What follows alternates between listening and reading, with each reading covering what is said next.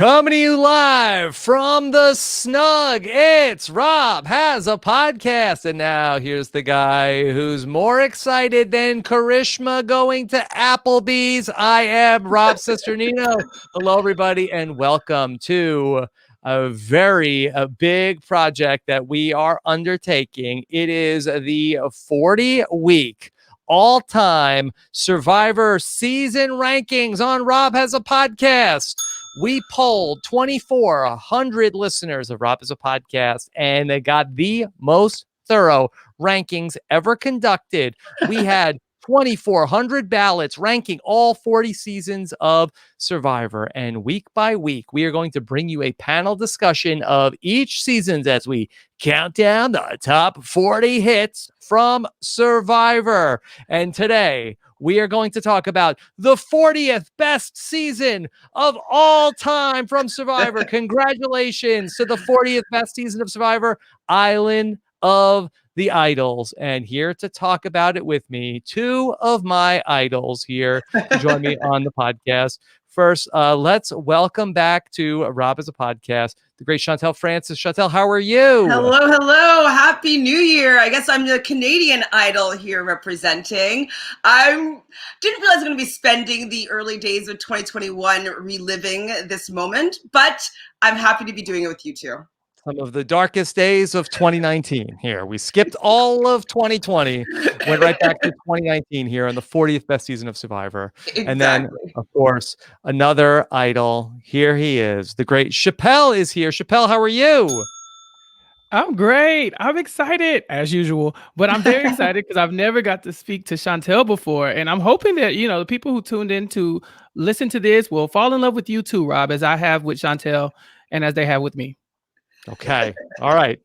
No doubt. There's no doubt in my mind. Thank you both for being here to talk about this season. When we were trying to figure out what we were going to do, I was talking to Chappell. He said, "Give me the worst one. Whatever's the worst. I don't care. I'll talk about anything." So thank you for being here. And Chantele, thank you too for being a part of talking about this season.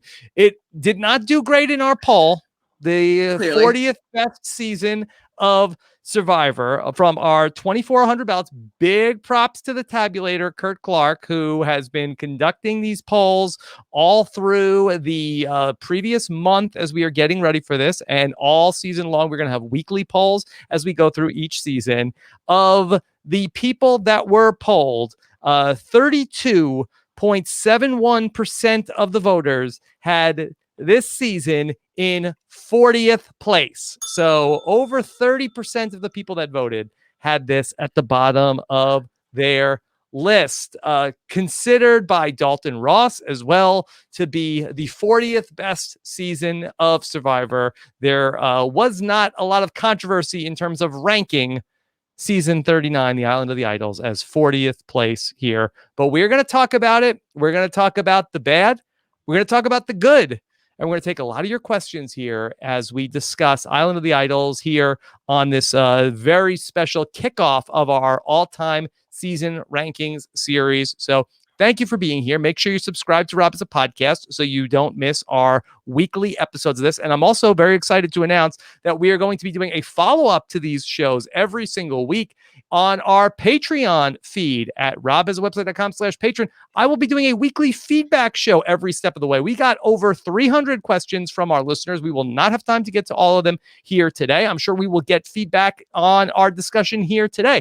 And I will be doing that exclusively on our Patreon feed. So you can get the follow-up to each week's show at robhasawebsite.com/patron. I'm very excited about that series and everything we have going on, our weekly activities, our patron community, and everything we have going on behind the scenes at robhasawebsite.com/patron. Okay. All right. First off, let me say, are you two ready for this? I feel like that I'm here on, I'm ready to learn from the Rob and Sandra. I'm ready for this. I don't know what is going to unfold here, but I'm just curious to see what the good is. And, we'll probably touch on the bad a little bit as well.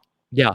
I'm a little loopy. I have watched this entire season. I went back and I rewatched the whole thing here over the last day and a half. So I have done nothing else but consume Survivor Island of the Idols. So I might be a little bit off. So please excuse me if I'm out of my mind already coming into this.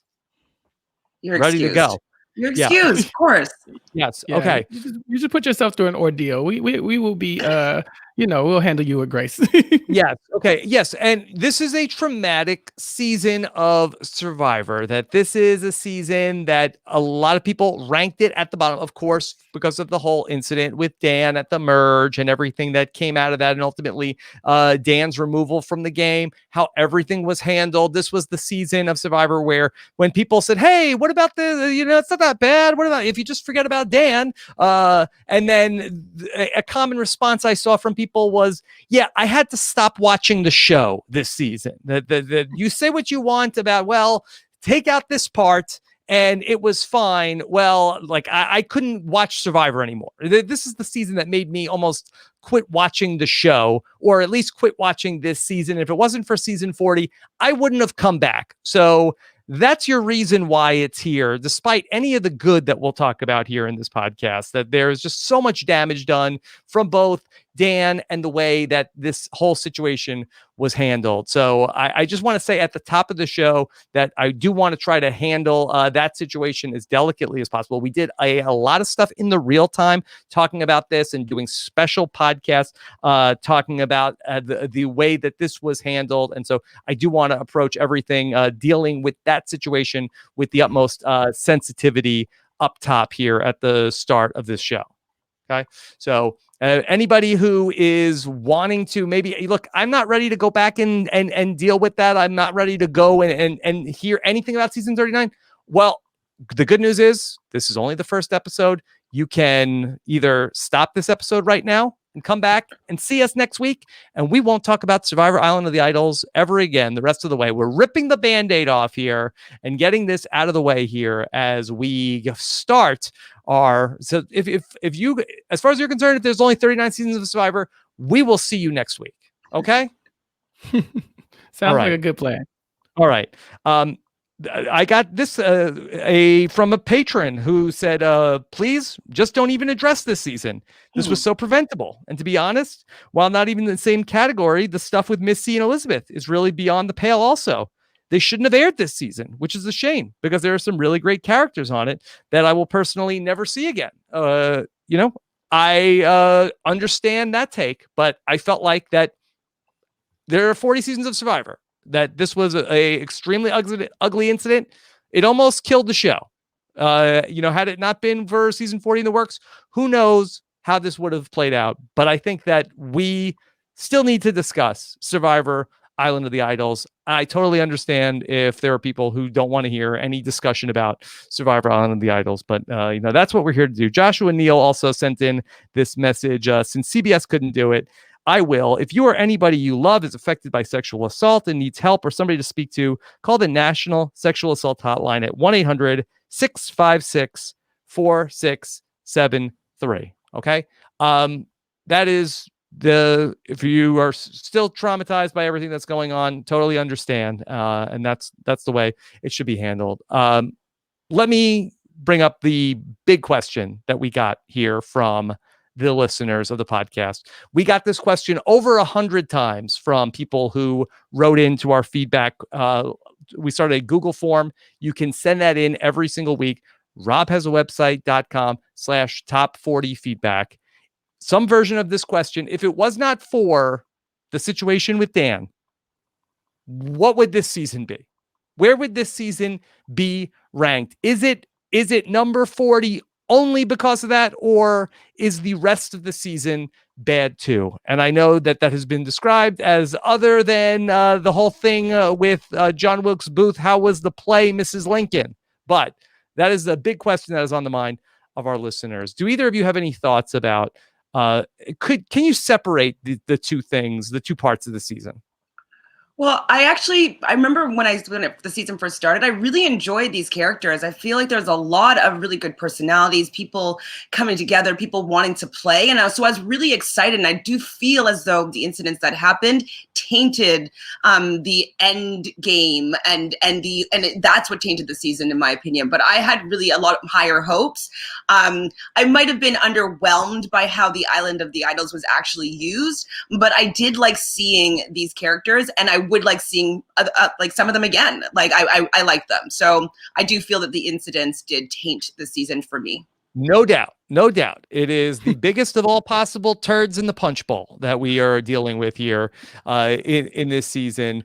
Chappell, do you feel like, though, that the rest of the season, the rest of this group, that there was a top half season potentially in there? Yeah, I mean, this punch bowl is mostly turd, yes. Yes. However, yeah, I don't want to be a Danny Downer, and just focus on that guy. But yeah, there are some great things in this season, aside from, the big, huge elephant in the room, right? The whole Dan conflict and all that stuff and the way CBS handled this. But yeah, if we look at the season and we just remove all of that, there's some interesting gameplay. There's some fun characters. It's just like, I don't remember which listener you said wrote in and said that, they just never see these people again. And that's okay. I think I kind of felt like that at the time. Cause when I said I wanted to do the worst season, I didn't even think about this season cause I just erased it from my memory. So I was like, oh yeah, that's a thing that happened because it's just that traumatic. But in rewatching it, yes, I can appreciate Karishma and Missy and Aaron and, all these, outside of all the things that have to do with that part of the storyline. It's a huge part of the storyline. It is the turd. Yeah. The punch bowl is just sitting underneath it. And if you sift through that stuff, you can get to, the good stuff, the punch. Yeah. I like the punch. And again, we knew this stuff is in there on this second viewing of going back through it. And I really was surprised of how much I enjoyed a lot of this season going through it. And that's why I'm actually very excited to talk about it. But let me, before we get into some of the good that I think is here in this season, I just want to play a clip from, this is Jeff Probst did an interview with Kelly Kim in the reunion show. They should have taped this. They should have pre-taped this. That I feel like that even watching this again, this was a bad spot to put Kelly in, to have her do an interview live in front of an audience that was going to be going out on television. It wasn't live. It was live to tape. But she says like 3 or 4 times, like, I'm really nervous. I'm really nervous. But here she is. And I think that she says something that I think is very important for how we frame this conversation here today. I think the most important thing when I think about this situation and what happened is that I hope that this season of Survivor isn't just defined by inappropriate touching or sexual harassment. I hope that it's defined by change, and I feel like I can be really proud of the fact that I spoke up and I asked for these changes, and CBS and Survivor are making those changes because I asked, and I have to fundamentally believe at the end of the day that individuals and institutions are capable of change. And I think that as a result of the season, many of us have had these hard conversations. We've learned a lot, and I think we're still learning. And ultimately, my biggest hope is that each one of us, each individual, each institution, each organization, and especially CBS and Survivor, can take this, learn from it, and do better.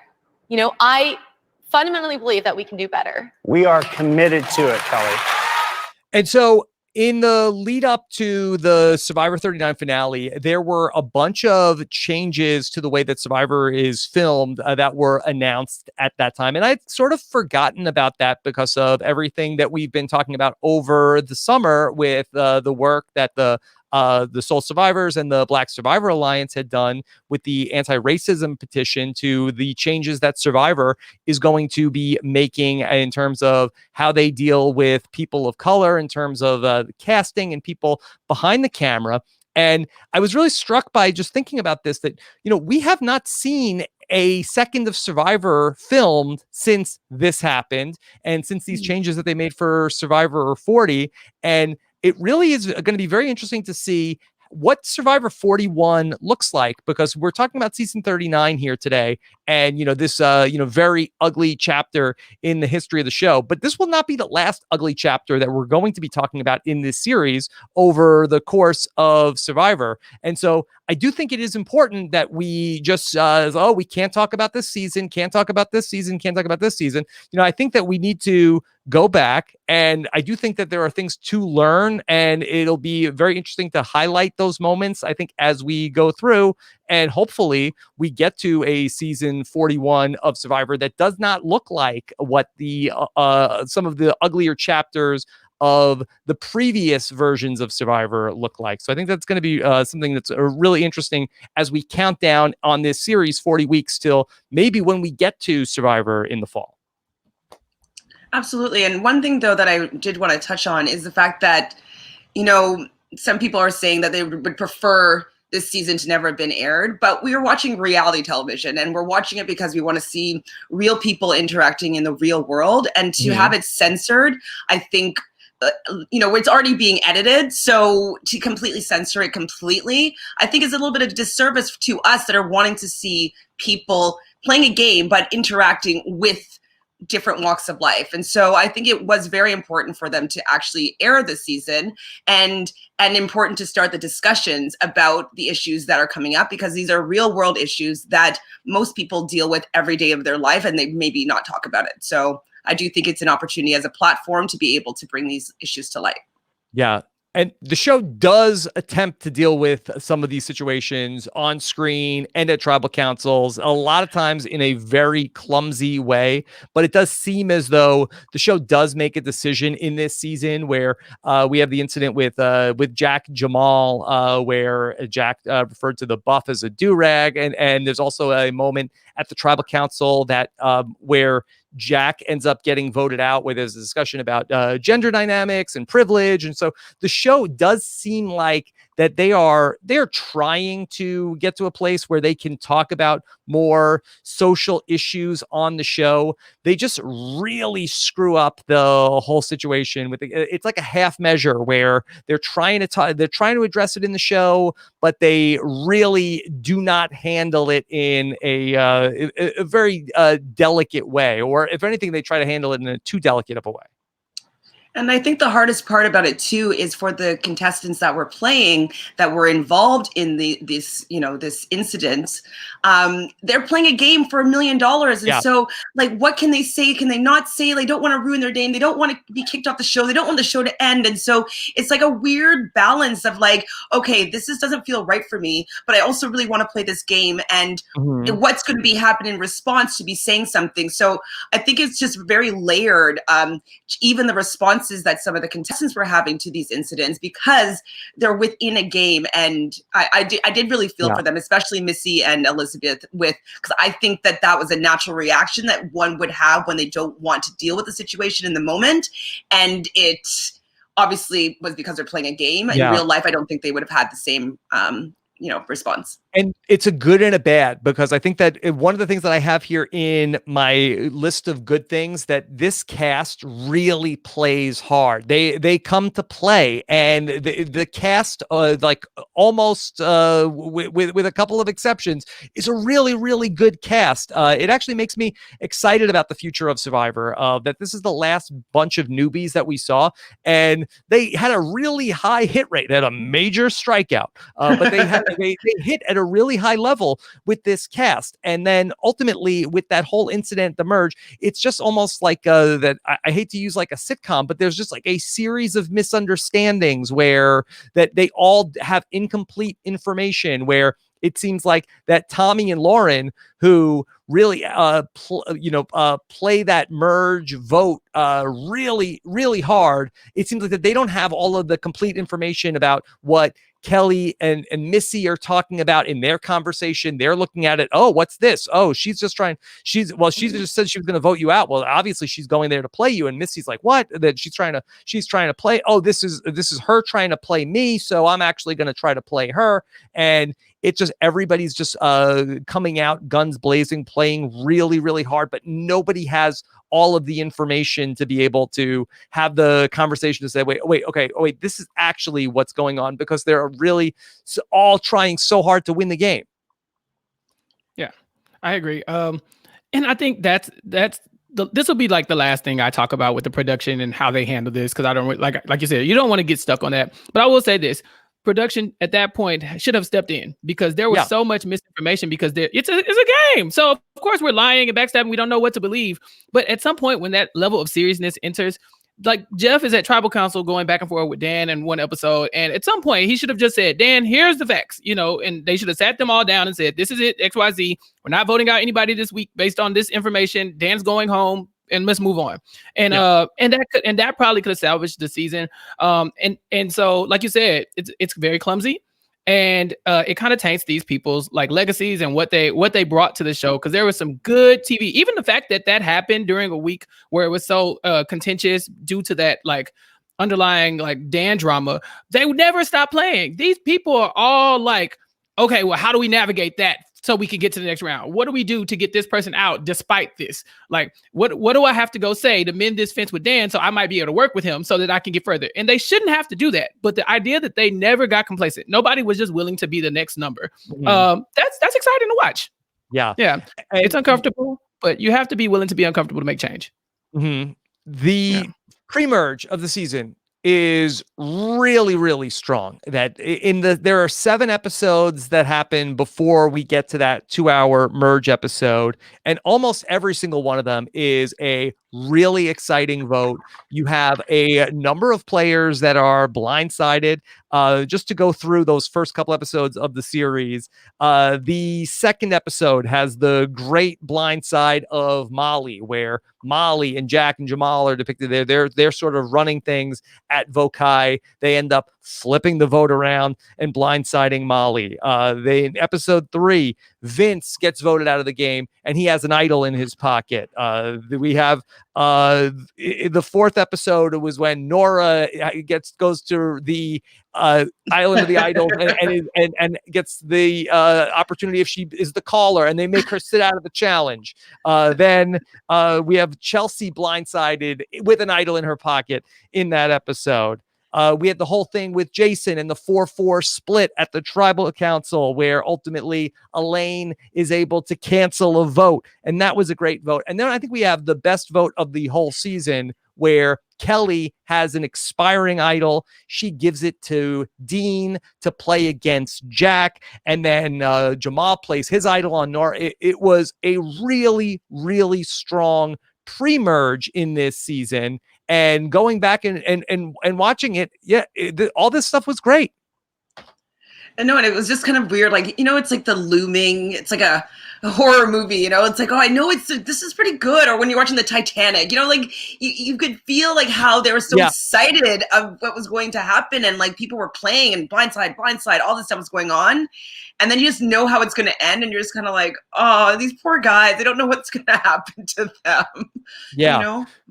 You feel bad for them, because then and again, I don't know what the production was doing here, because it's almost like that different people were editing this. Then ultimately they know where this is going. They know what's going to happen. They know how this season is going to end. Why did they even show this guy on screen at all? Why does he get a confessional through the whole series? Why do we ever get his point of view on anything? And this was a question that we got from people of, should the show have handled this season differently from the start, in terms of letting us know, okay, there's going to be something that's happening with this guy, and letting us know there was an incident on Drag Race in the previous season where they told you up front what was going to be going on in that season. People knew, where this was a complete blindside down to the night that it happened. You got a card. Make sure mature audiences only are watching the show tonight, and that was it. Where a lot of people ended up being very traumatized by having to watch that episode. Chappell, do you think that they could have given us a little bit more of a heads up of how that they handled this whole season? Honestly, I think the reason why they didn't is because they thought they handled it well. Like you were saying, like they did not know that this was going to come off like this. Like you can even kind of sense it from Jeff in the finale. He's like, "Oh, we've gotten a ton of feedback, and and we're still learning. We're still learning." Yeah. Like that means they put that out there, thinking, look at what we did. We did this right. We showed do-rag talk. We showed sexism. We showed like we hit all the topics. We look, we even have this moment where Kelly's like saying, like, you know, I'm uncomfortable. And one of the producers steps in and says, well, if you're uncomfortable, just let us know and we'll handle it. And then they put the card up, they remove him from the game. They thought we checked all the boxes. And that is absolutely incorrect. They did it completely wrong. They should have been upfront about it. They could have addressed a lot of this stuff from a different perspective. They could have just pretty much removed Dan and said, you know, and just did a card. There was another person in this season, just cut him out. I mean, it's really, they could have worked it. We've seen people get purple edits before. They left so much of it in.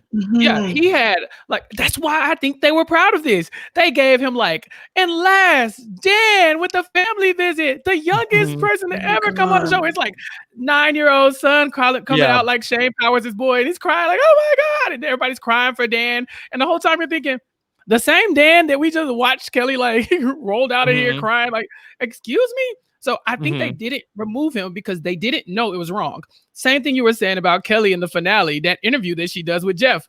Anybody else would have said, you could have pre-taped this. You could have asked her if she wanted to release a statement. You could have done anything. But what he says instead is, okay, Kelly, you've never spoken on this publicly at all. So for the first time, people get to hear your opinions. Here's a hot mic. Billions of people watching. The most controversial season in the world. Tell us, what do you think about this? How? And then he doesn't even apologize straight out. He says, you were right. You were right. No, say, I'm sorry, as a producer of this show who saw you going through this, who sits at the tribal council seeing you argue about this, I should have spoke up and said, no, this is wrong.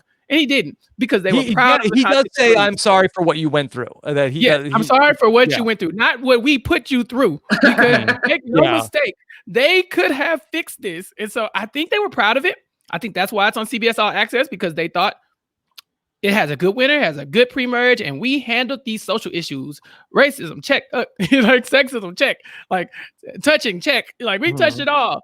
And they just, they hit the tip of the iceberg for the Titanic reference. Definitely. When I was doing the rewatch, I was surprised about how much Dan we saw.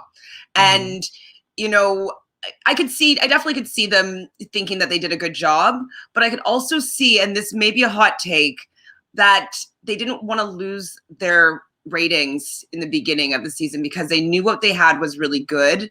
And so it could have been the numbers that they wanted to keep at the beginning that allowed them to create maybe, this maybe a villain arc, even though it's a very, very uncomfortable situation. But I think it might have been a ratings thing to keep that, because it was really good until it wasn't. Yeah, they don't want to overshadow what they have coming up with. Hey, it's about Rob, it's about Sandra, they're coming back, this is exciting. And then not necessarily, especially when they're having everything coming up with season 40, that they don't want to make that this is what this show is going to be about, and potentially not have people be tuning in. I think that's probably the case. The merge is still a disaster. That this is still, there's nothing entertaining here to watch. That it is like a slow motion car accident to go through it again, of everybody. It's you should talk to him. Everything there is bad. I think the show takes a while to try to pull out of that nosedive. There are some good moments that still happen following that. It takes even a whole other episode, but we get Lauren trying to convince the tribe to all eat breakfast. I think that's a lot of fun. There's a lot of good stuff with Karishma post-merge, of her finding the idol, she's pretending she's dead. She's gonna ultimately she plays her idol correctly. Was it 7 votes negated? Go look, the queen. Yeah. No.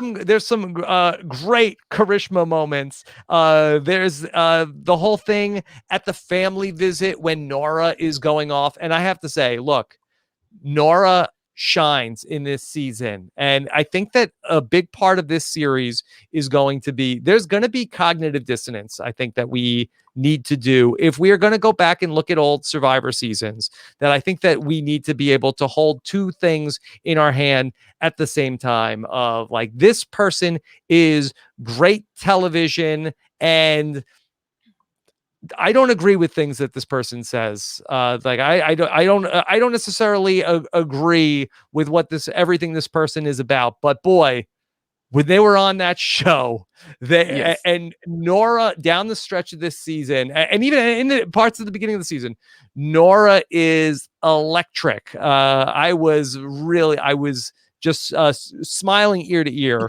going back and watching Nora in this season. I definitely liked her more on the rewatch. I remember kind of being a little bit annoyed with her just because I had other favorites on the season. But watching it back, I'm like, I appreciate Nora. I'm happy that she's here. I'm like, and I was more so rooting for her than I was the first time around. So definitely give her some props second watch for sure.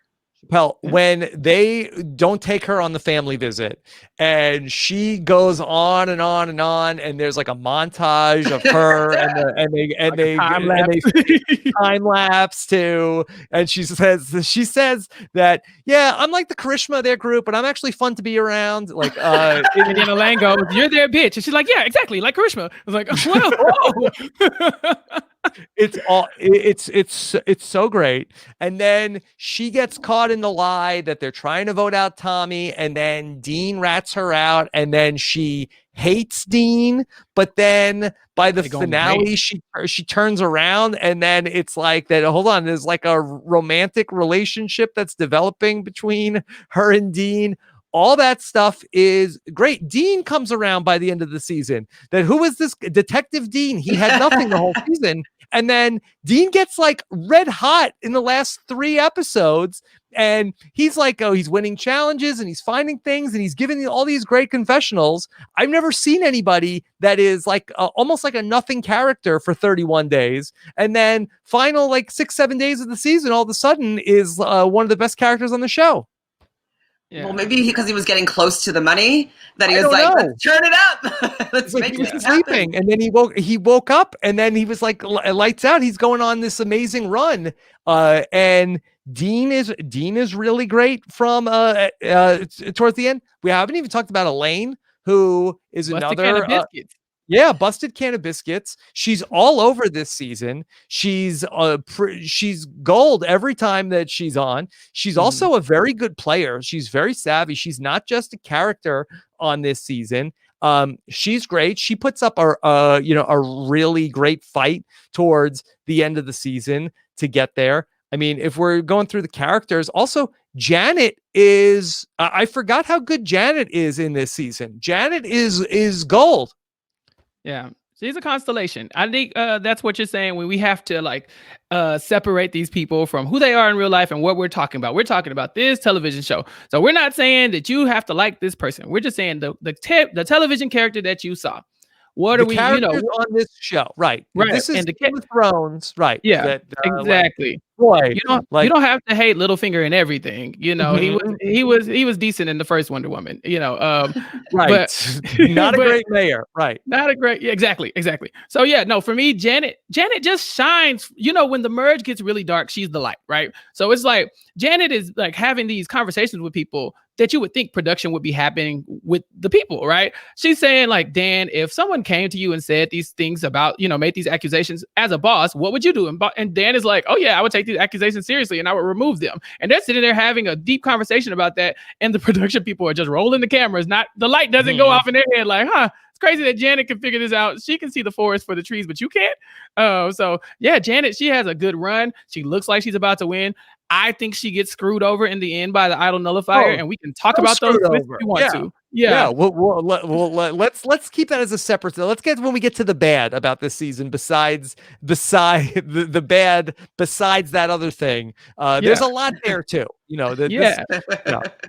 was not on one person alone that this got to 40. There is some other bad, but also in this season that the winner plays an old school game not everybody's favorite winner, but I'm telling you, this guy was a good Survivor player. He was not electric television, any stretch of the imagination, but he is all over this season. He makes a lot of very subtle moves. He plays an old school game. He does not play idols. He does not find advantages. He does not win challenges. That he wins on the strength of his social and strategic game.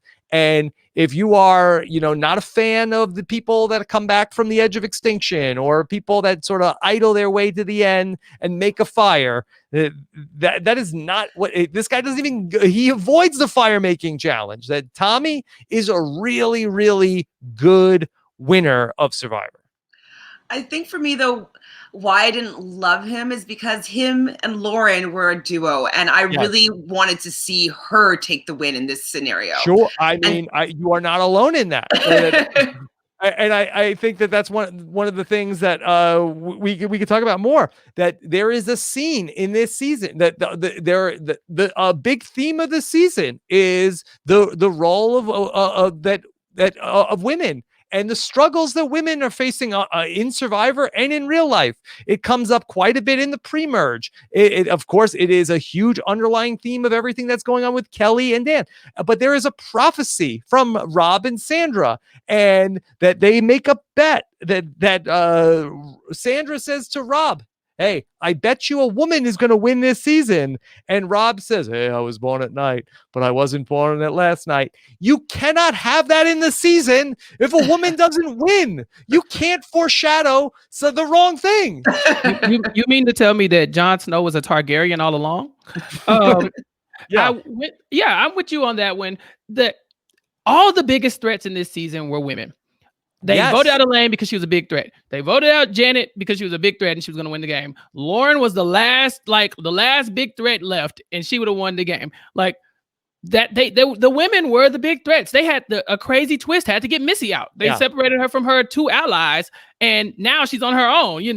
A crazy twist had to get Elizabeth out. She was, because she was on the wrong side of those numbers. So they made this prophecy, and then of course a white horse pulls up at the end. She burns down the whole village, and then Tommy wins.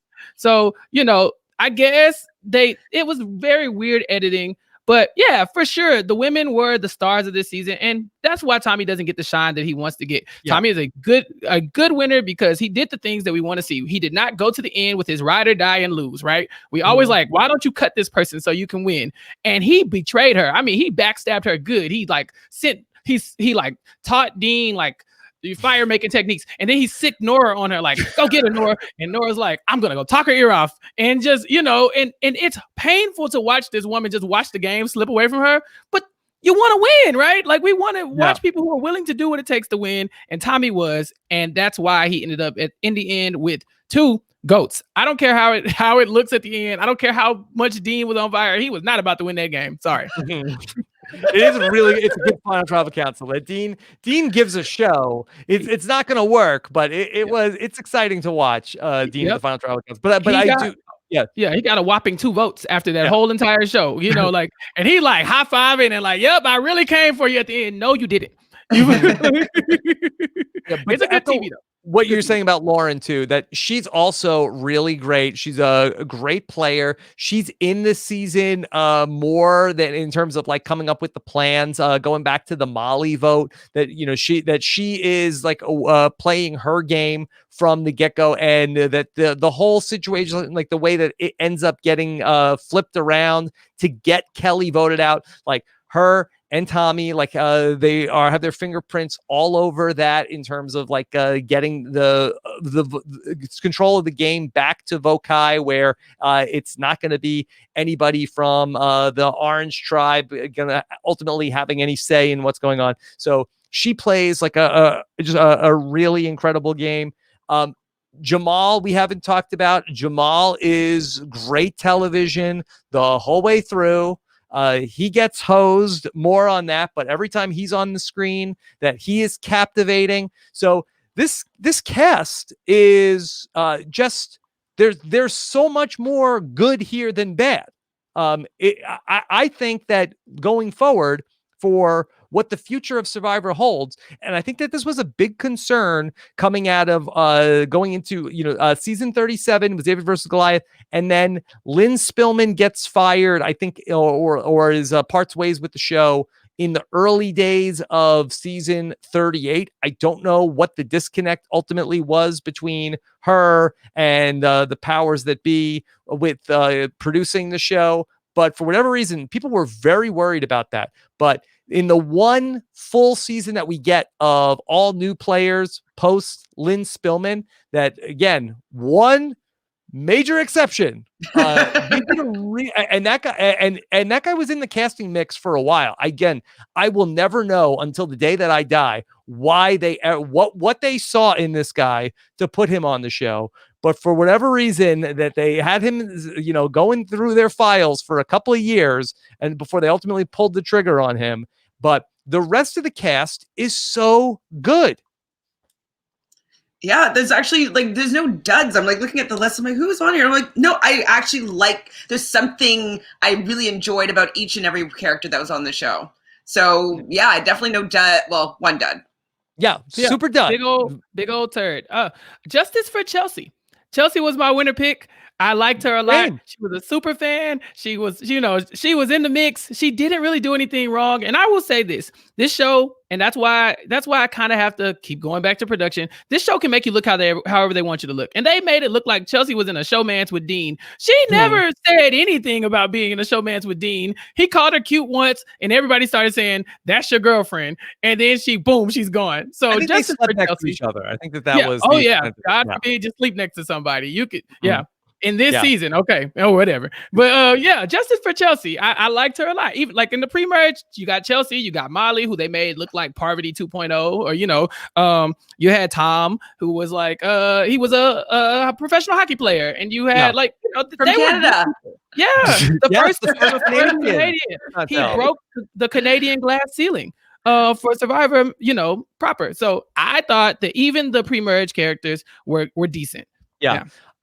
I didn't touch on Missy, who I think is also very interesting in terms of that. Missy is a super hard play. Like her and Aaron are both interesting in that they both going back and watching this, that they are both dying to make huge moves, that they are both everybody else is boring, that they are going to try to they're going to look at the board. What's the biggest possible move to make at any given point? They're going for it. Missy is very interesting to me, that she's just super unemotional about anything. And just in terms of her dialogue is so interesting in that the things that she says just with no emotion whatsoever. That I think that she is a really interesting character in the season as well.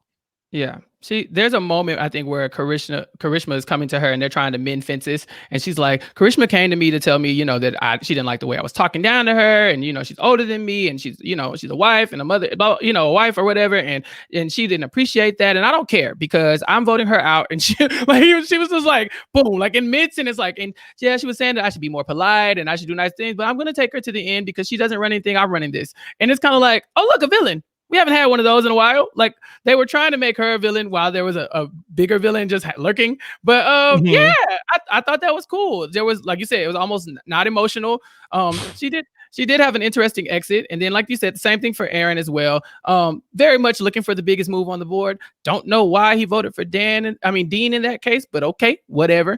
But yeah, those two people, good TV. The first two African Americans to hold immunity at the same time, which the show had to highlight because they thought they were doing a really great job this season. But yeah, I like Missy and Aaron on television. They were good TV to me. Yeah, they were good. They were good also. Also, just in terms of beyond the cast, it is the only season in the last year and a half of Survivor that was filmed that does not have the edge of extinction. So it has that. It is the meat in an edge of extinction sandwich. Or I guess that's not how you would describe a sandwich. But there's edge of extinction to its left. There's edge of extinction to the right. No edge of extinction here. I also love that it doesn't go to 3 tribes ever in this season. That I've been saying for a while. I'm over 3 tribes. That we've seen it a million times in the last 6 years of Survivor. We do it too much, too many times. It's like, oh well, I guess I'm just voted out because I'm in this group of 5. It almost happens to Tommy in this group where he ends up with the 4 women from the original opposing tribe, and he ends up being able to, get the 3 votes on Missy there with Elaine and Karishma. But the 3 tribes, I just think that we've seen it so many times, and there's so few options, and people get screwed by the swap so much with 3 tribes. I loved how they had started with 2 and they swapped to 2, and that was really nice to see in this season as well. Definitely agree. I hate the swap screwed. It's kind of like, oh, I'm playing a great game and we'll have a little bit of a swap and now my game is over. Can't do anything about it because a lot of the Survivors is a numbers game. And so 100% agree that I was happy that that's not the way that they decide to shake the game up a little bit. Definitely. Okay. All right. Yeah, 40th. I'm in the camp of people who don't know, who aren't shocked that Rob doesn't like the 3 tribe format. Rob, can you give any history on the 3 tribe format? We'll save that for another week. All right. Oh, okay. Hey, look, listen, 40th season of Survivor. Don't start getting a big head because there was a lot of other things that weren't so great here in Survivor Island of the Idols. Okay. We touched on Rob and Sandra a little bit. Okay. This got a mixed reaction from people. Rob and Sandra. Some people said, "Okay, great. I'm so happy. My favorite players are back." Other people said, "Really? Giant heads." The Survivor alumni were beside themselves. They could not believe what happened to my show. That why are there giant 25-foot heads of Rob and Sandra? Chappell, were you pro or anti the concept of Island of the Idols? The big heads or the concept in general? Both. I have 2 separate opinions. Nah, the big heads, I like that.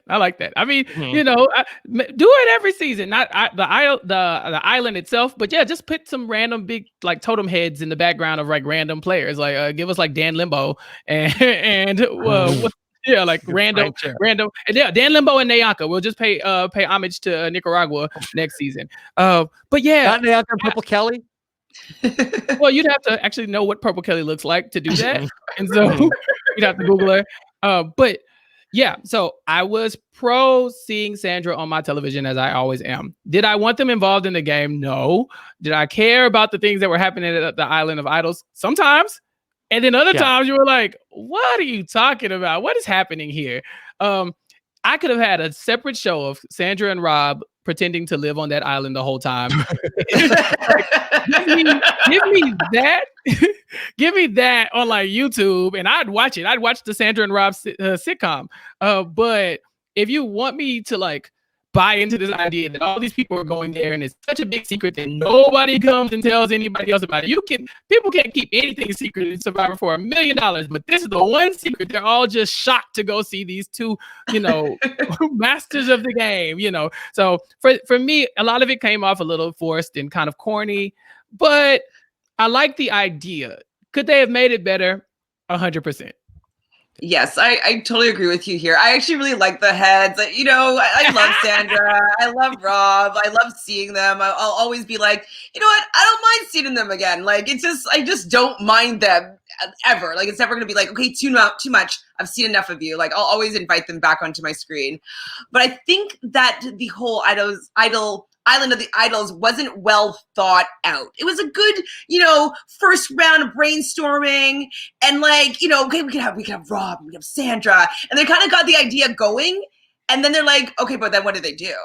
And so I think that they could have really worked on it. Because I think the first time when Elizabeth came and learning fire, I'm like, okay, that's cool. And then I was like, okay, well, what else are they going to teach them?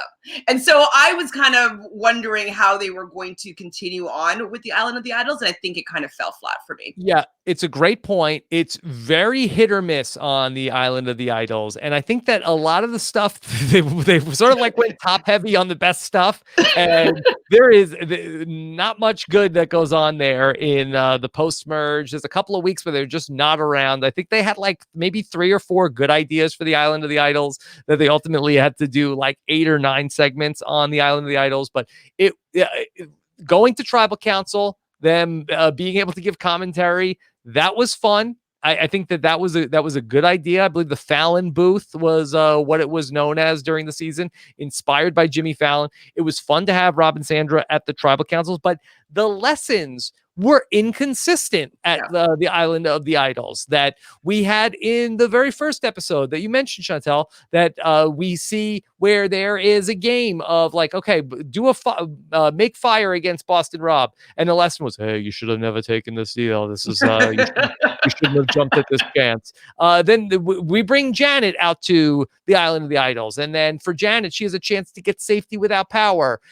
She says no, because it would screw her alliance. Boston Rob says, hey, congratulations, you made the right choice. But so the advice is better than the potential advantage. Like that was what she got out of that. Just the lesson. That's more powerful than whatever she could have potentially won from the game. Then Dean comes to the Island of the Idols later on in the game, and then has a coin flip. He could lose his vote or he could get an advantage. Ultimately, he gets the idol nullifier. And then the lesson there is, hey, you got to take a risk in this game. Which is it? Am I supposed to take a risk or not?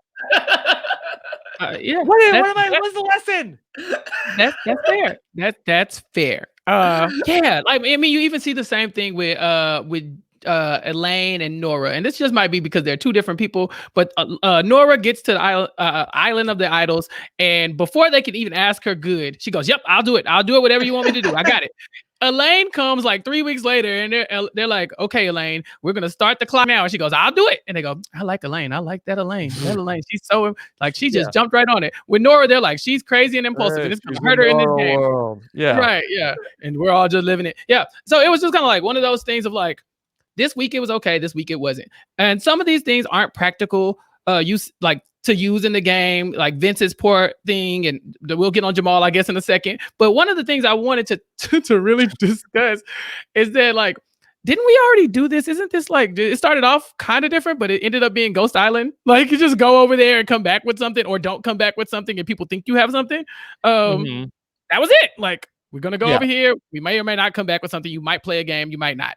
Well, it seems like that this is a problem that Survivor is struggling with here in the late 30s into 40 of Survivor, of how do we hand out all of the gadgets and advantages? We have, as Chappell mentioned, go to Ghost Island and play a shell game. We have this version of, Rob and Sandra are going to host the shell game here on the Island of the Idols. In season 4, fire tokens will be, how you'll trade your fire tokens to somebody on the edge of extinction for all the advantages. And ultimately, that we don't like the advantages. And second, it burns a segment in the middle of the show every single week. And sometimes you have a reward challenge, and then the Island of the Idols, and then an immunity challenge. You had like 8 minutes when you weren't at Tribal Council in the whole episode. I know, and I wish that also back to like the Island of the Idols and Rob and Sandra. I wish that when they were in their confessionals, like I wish that actually played into Island of the Idols to a certain degree, or like into getting a lesson from like, oh, I noticed what you were doing in Tribal Council. Like maybe you should just, I don't know. I just wish that like there was a reason for them being behind there. Like obviously I love their commentary, kind of Muppet Show style, but I wanted to see it play out somehow. Like it just kind of fell flat. A lot of falling flat today for me. Well, in terms of Rob and Sandra, that should they have gone maybe, Chappell, with more of like a Big Brother 14 model where it's like, okay, Rob and Sandra are coaches and they live at the beach, but they're not playing in the game, and not to do like, okay, hit the reset button and now they're in the game. But could we have done more with them instead of just like keeping them confined to being in one segment? Colin Stone's head would explode if you told me that he was going to have to sit through a season where Sandra and Rob are just hanging out on the beach with these people. He would be like, they're coming in the game and they're going to win it all. We've seen that on Big Brother before. I think if you keep promising people they won't come in the game, I don't know. I think there was the oath of the idols that they said, whatever. We will never come in the game. Listen, I call shenanigans, okay? Because at some point, like, how do we know production isn't just like, go get this person because we need them to get this advantage this week? Like, I'm not, Yeah. I don't want to pile on to Dean, but that last trip to Island of the Idols where it's like, okay, this is Dean's turn. Come on out here. Oh, look, an idol nullifier. It's almost like you just saw Janet get that idol. And what would you need to stop her? You know, I don't know. Yeah, I do think does Dean get the idol nullifier before or after Janet has the idol that ends up happening at that point in the game? The way it's portrayed is that they show Janet and Tommy like standing out. Tommy and his mommy, corny, but Tommy and his mommy are standing out in the cornfields or whatever, I don't know, and the tall grass, and Dean spots them from across the way and he sees them reading something, and then I think later that episode he goes to the Island of Idols and then he gets the coin flip. And I mean the coin flip, that's suspenseful, but I mean, what if Tommy had gone? Yeah, it's what if same episode? Yeah, what if Tommy had gone to the Island of Idols that time? Then he wouldn't have his narrative of like, I've never even had to go there, because you went there anyway. You didn't get to choose. Also, what was terrible is that why are they just putting their hand in a bag and pulling out the person on the other tribe that's going to be going to the Island of the Idols next? Why couldn't they decide who it was? Like, that would have been more interesting, in my opinion. Yeah, and adding to that, Chantele, that they pick a name out of the bag, but they never show you the name. Where it's like, all right, pick a name out of the bag. You don't get to see. Like, then why? Yeah, I just don't like that.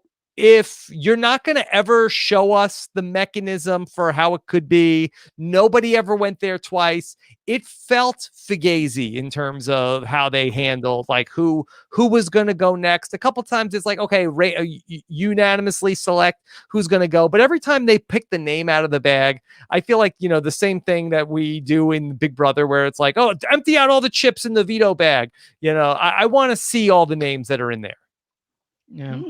Yeah. And then I could never win a game of Survivor, mostly because I laugh in my sleep. And so they people just vote me out for that. But what I think, seeing Jamal go to the Island of the Idols and get a blank sheet of paper and a pencil and then lose the game, you know, and that was his only advantage, was there like, your advantages, don't pick up advantages when you find them, you know, like when I saw that, I was like, oh yeah, game not for me, because in my mind, you could be doing whatever you need to do. And now all of a sudden, Rob and Sandra just like decide, hey, we're going to torture your game right now by making you come here, painting you as a threat, giving you a fake thing, and then making people want to vote you out even more.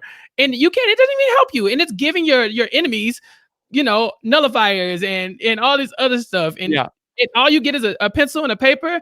And Rob and Sandra were both on a season where a pencil and paper were present. I want to just point that out. Like, they're like, this is the first time this ever has happened on Survivor. Like, on Survivor. Yeah, I have. JT wrote that love letter to Russell Hantz. So, you know, this is not new. I wish Jamal had took that moment to write like a love letter to like Tommy or something instead, and been like, you know, XOXO, and just gave him like a fake idol or something. I don't know.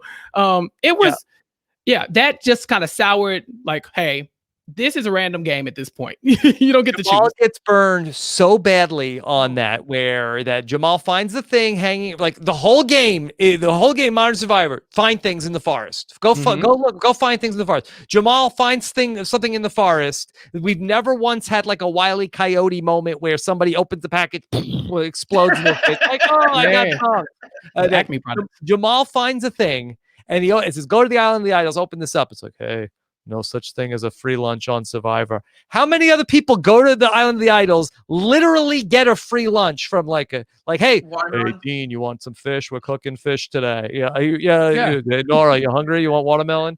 Jamal, no free lunch on Survivor. But you do get to learn about sabotage, and you get to write a letter to somebody. Do whatever you want. And this is wild. What the whole thing with Jamal makes a fake legacy advantage, gives it to Dean in front of everybody to try to get the target on Dean's back, and then Dean makes a fake legacy advantage. I forgot all about this. That I was like, wait, what is going on here? So Dean makes a fake of the fake, so he could play it at the wrong time, so people don't think that they think he's burned the actual legacy advantage that he has, which he thinks is real, but is also another fake. Yeah, he almost won the season, according to many people. Yeah, no, he didn't almost do anything. Yeah, that was crazy. That was insane. I didn't like it. I didn't like that Jamal is the only one who didn't get a free. I mean, like you said, Nora completely got a free lunch. She got to sit there. They gave her they gave Elaine like the keys to the hey, go back and go find this advantage at the thing. You're at a merge or a tribe swap where the sides are even, and you're gonna need the numbers advantage. And now you can go get like a vote blocker. And they gave Jamal a sheet of paper. Like, dang, at least Nora got watermelon. I would have looked at them crazy had they gave Jamal watermelon, but still, at least they gave Elaine something. Nora got something. This man got nothing.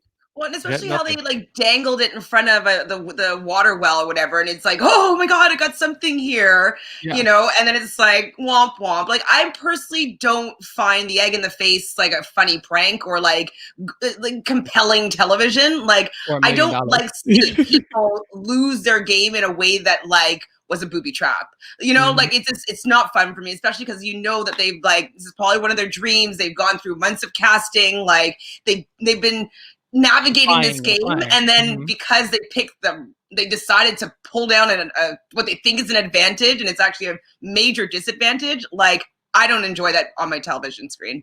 I don't like advantages, disadvantages. Idle nullifiers is something I even hate even more, because it's like, if somebody is willing to be using an idol to save their game, and they found it or however they received it, and then someone's like womp womp, that don't work. Like, I'm not down. Again, I don't like it. Yeah. Okay. So the idol nullifier, we mentioned Dean goes to the Island of the Idols at the final 7. He flips a coin, wins the coin flip, gets the idol nullifier. By the way, did either of you pick up? What was the lesson that Dean learned that day? Do either of you recall the lesson that was taught by heads or tails? No.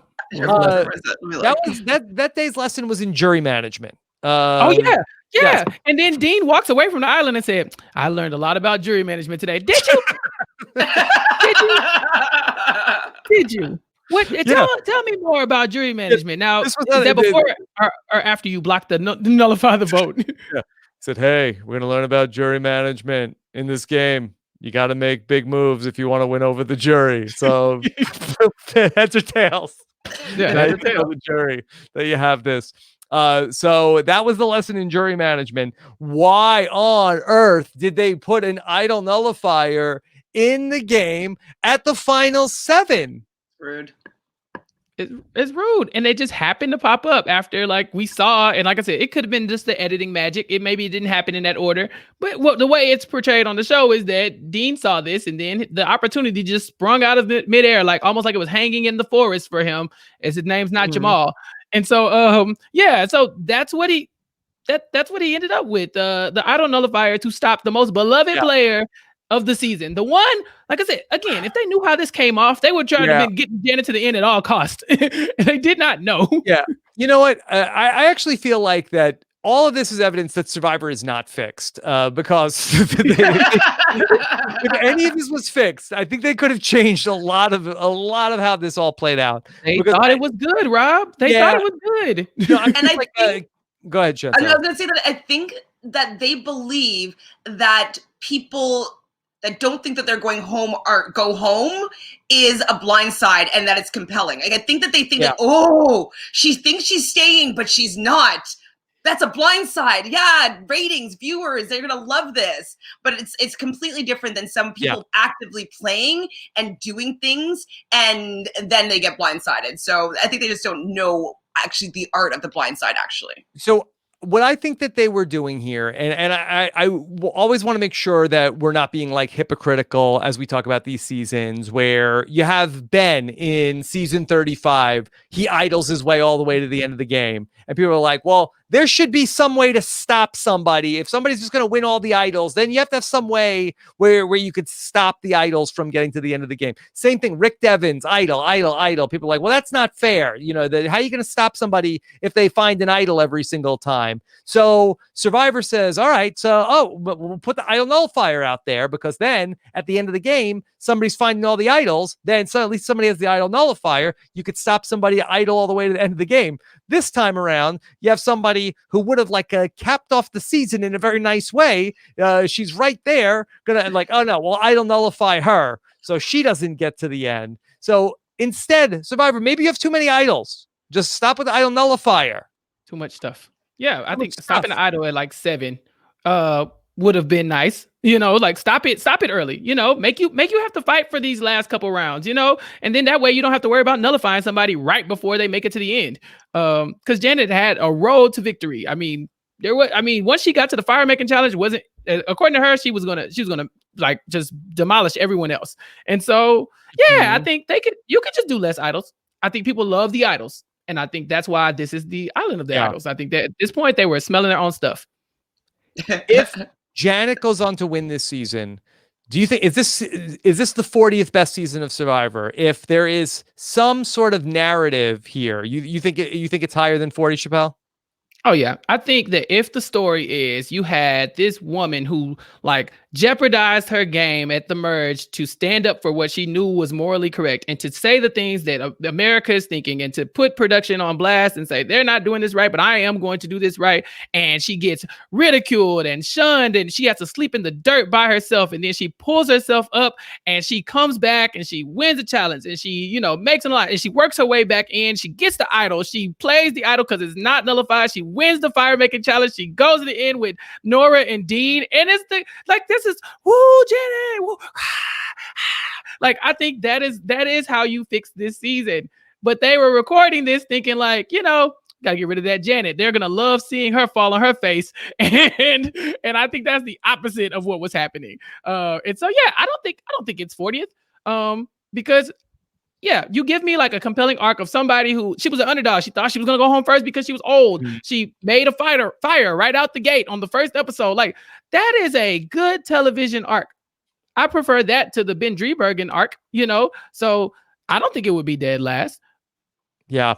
I think you're right. I think in terms of just like as humans, we want a story. We want something that makes sense. I think that ultimately you look at, okay, that Janet is the hero of the story, that she ultimately she's able to really make a stand in the middle of the game. She rises to the occasion at the end. And I do think that people have a more positive spin on this overall narrative of the season. But ultimately, in terms of like a story that we're trying to comprehend, it really does not compute. That to go back to, unfortunately, the closure on the Dan stuff, that is handled so poorly. You know, we talked about everything at the merge, but in terms of you have this whole episode with Elaine, and then you go back to camp, and there are 60 seconds left in the episode. Hey, here's Jeff Probst. He comes up, says,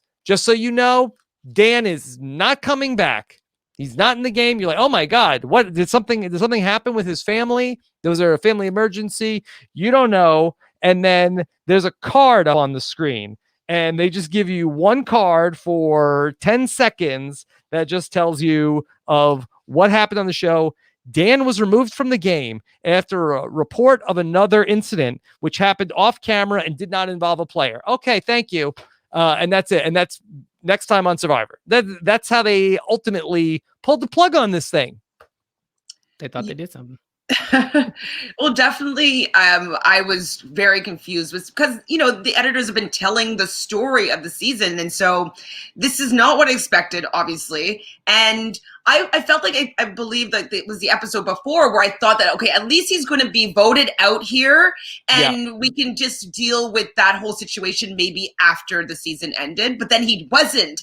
And I remember being like, wait, what's happening? Like, they're letting him stay on the show. And I was really confused. And I was definitely underwhelmed by how they handled it with just like having a card and then not really addressing it, not allowing even the players to have confessionals about how they feel. Like, I needed to see a little bit of the aftermath of that because it was jarring for us to watch, especially since we saw the lead up of them telling, like, you know, we see in the beginning, the first episode where like he's a little bit of a friendly person and over touching.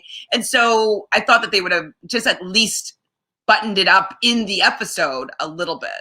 And I understand, look, you have the footage, you have whatever, they didn't want to handle it in a certain way on the island, but there's no reason you couldn't have done 3 minutes. Hey, Survivor fans, this is Jeff Probst, and I just want to give you a little bit more. Like they could have done something other than to give you the card. And again, that it's dealt with at the reunion at the end of the 3-hour show, but it was just very, very jarring in terms of like, okay, oh, this guy's gone, and then okay, he was never here.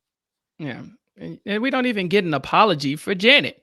Like they bring out Janet, like, and the Janet, come on out after she's voted out. Like, look at this lady, she's old, she made it. I'm like, no, Janet deserves an apology. When that screen turns black and it says Dan is removed from the game, and you get like Janet the next episode going, yeah, Dan was one of my numbers. I really thought that I could go far with him. And I, at that point, Janet should be saying, I told you. I'm glad they finally listened or something like that. Or, this could have been prevented, but they're just like, yep, Janet lost her number in that one. That sucks for her. Continues. I thought that while Kelly deserved an apology, so did she. Yeah. I mean, they don't even give it the entire like last 60 seconds of that episode where they take him out. Jeff says Dan's gone. He's not coming back. All right. The game is going to continue. And then we go like to Tommy, like, well, the game moves on. I got we didn't even, it's just like, we didn't even have a second to process. Wait, what happened? And then hey, game's got to move on. Yeah. I definitely would have wanted to hear at least a few confessionals about just like how they were feeling about experiencing someone being ejected from the game. I just don't like that we didn't see everything. Like, I watch Big Brother, I watch the live feeds, so I want to know as much as I can about what's going on. And so I think that it would have been a good opportunity to start bringing a little bit of attention to this, because they're going to have to deal with this season after it airs no matter what. And so I wish that we could at least have seen how the players were handling it on our screen. Yeah. And also we spend so much time on the dance stuff. Like that's why we can't just ignore it, because the show really spends like 2 episodes, a double episode. So 2 eliminations and then the follow-up episode talking about him. And then when he's removed, no one says anything. It's like, no, Jeff, you were just having words with this man at Tribal Council. Kelly's sitting over there. Exact phrase was, "I will never let this go." Is what he said. Never let this go. He thought this was Jeff's winter edit. I'm telling you, they thought they did something. They thought, like Jeff thought, like, man, I got to tell people I've been growing. I talked about sexism because people have accused me of being sexist. I've talked about racism because look at that Jamal thing. We talked about a do-rag. We talked about a do-rag. Look at me giving it to Dan. I was giving it to him. Woo, woo, woo. Dan said this, and then I said that. Just for the show to air and everybody be like, bom, bom, bom, like. So by the finale, he's like, yeah, people had a lot of feedback. Yeah, Jeff. It didn't look that great. You put together something that made you look bad. Yeah, that's what happened.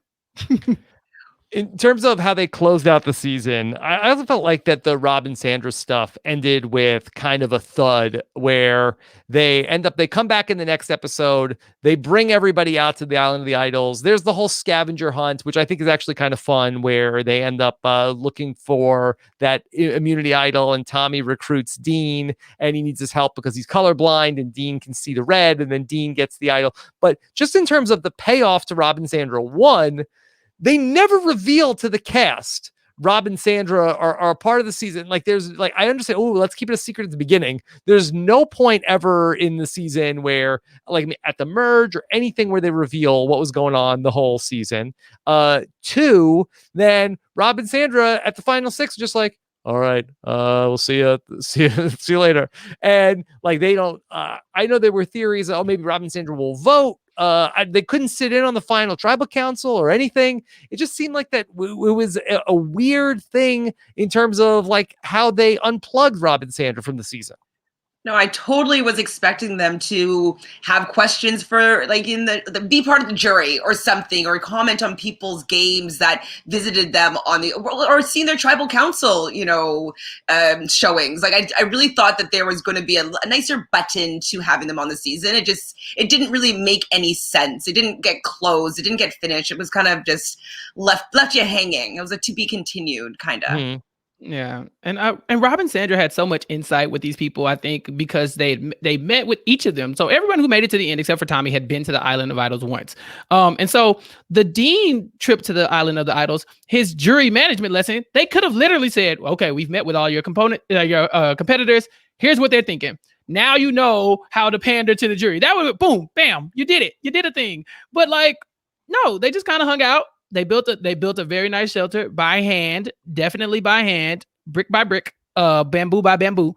And what was then the point of the shelter? What was the point of that? Okay, Rob and Sandra have allegedly built this 2-story shelter in a matter of like 9 days, even though Boston Rob's gonna be in the next season, and they have like the worst shelter. Yeah, we had to give Dean some place to do his swinging. They had to give Dean a swing set. They had to give Tommy a place to do his scavenger hunt. They couldn't make it a normal idol search, so they made a jungle gym for these people, and they left them there on the beach with new buffs. And then they just got in the boat and went away. That's it.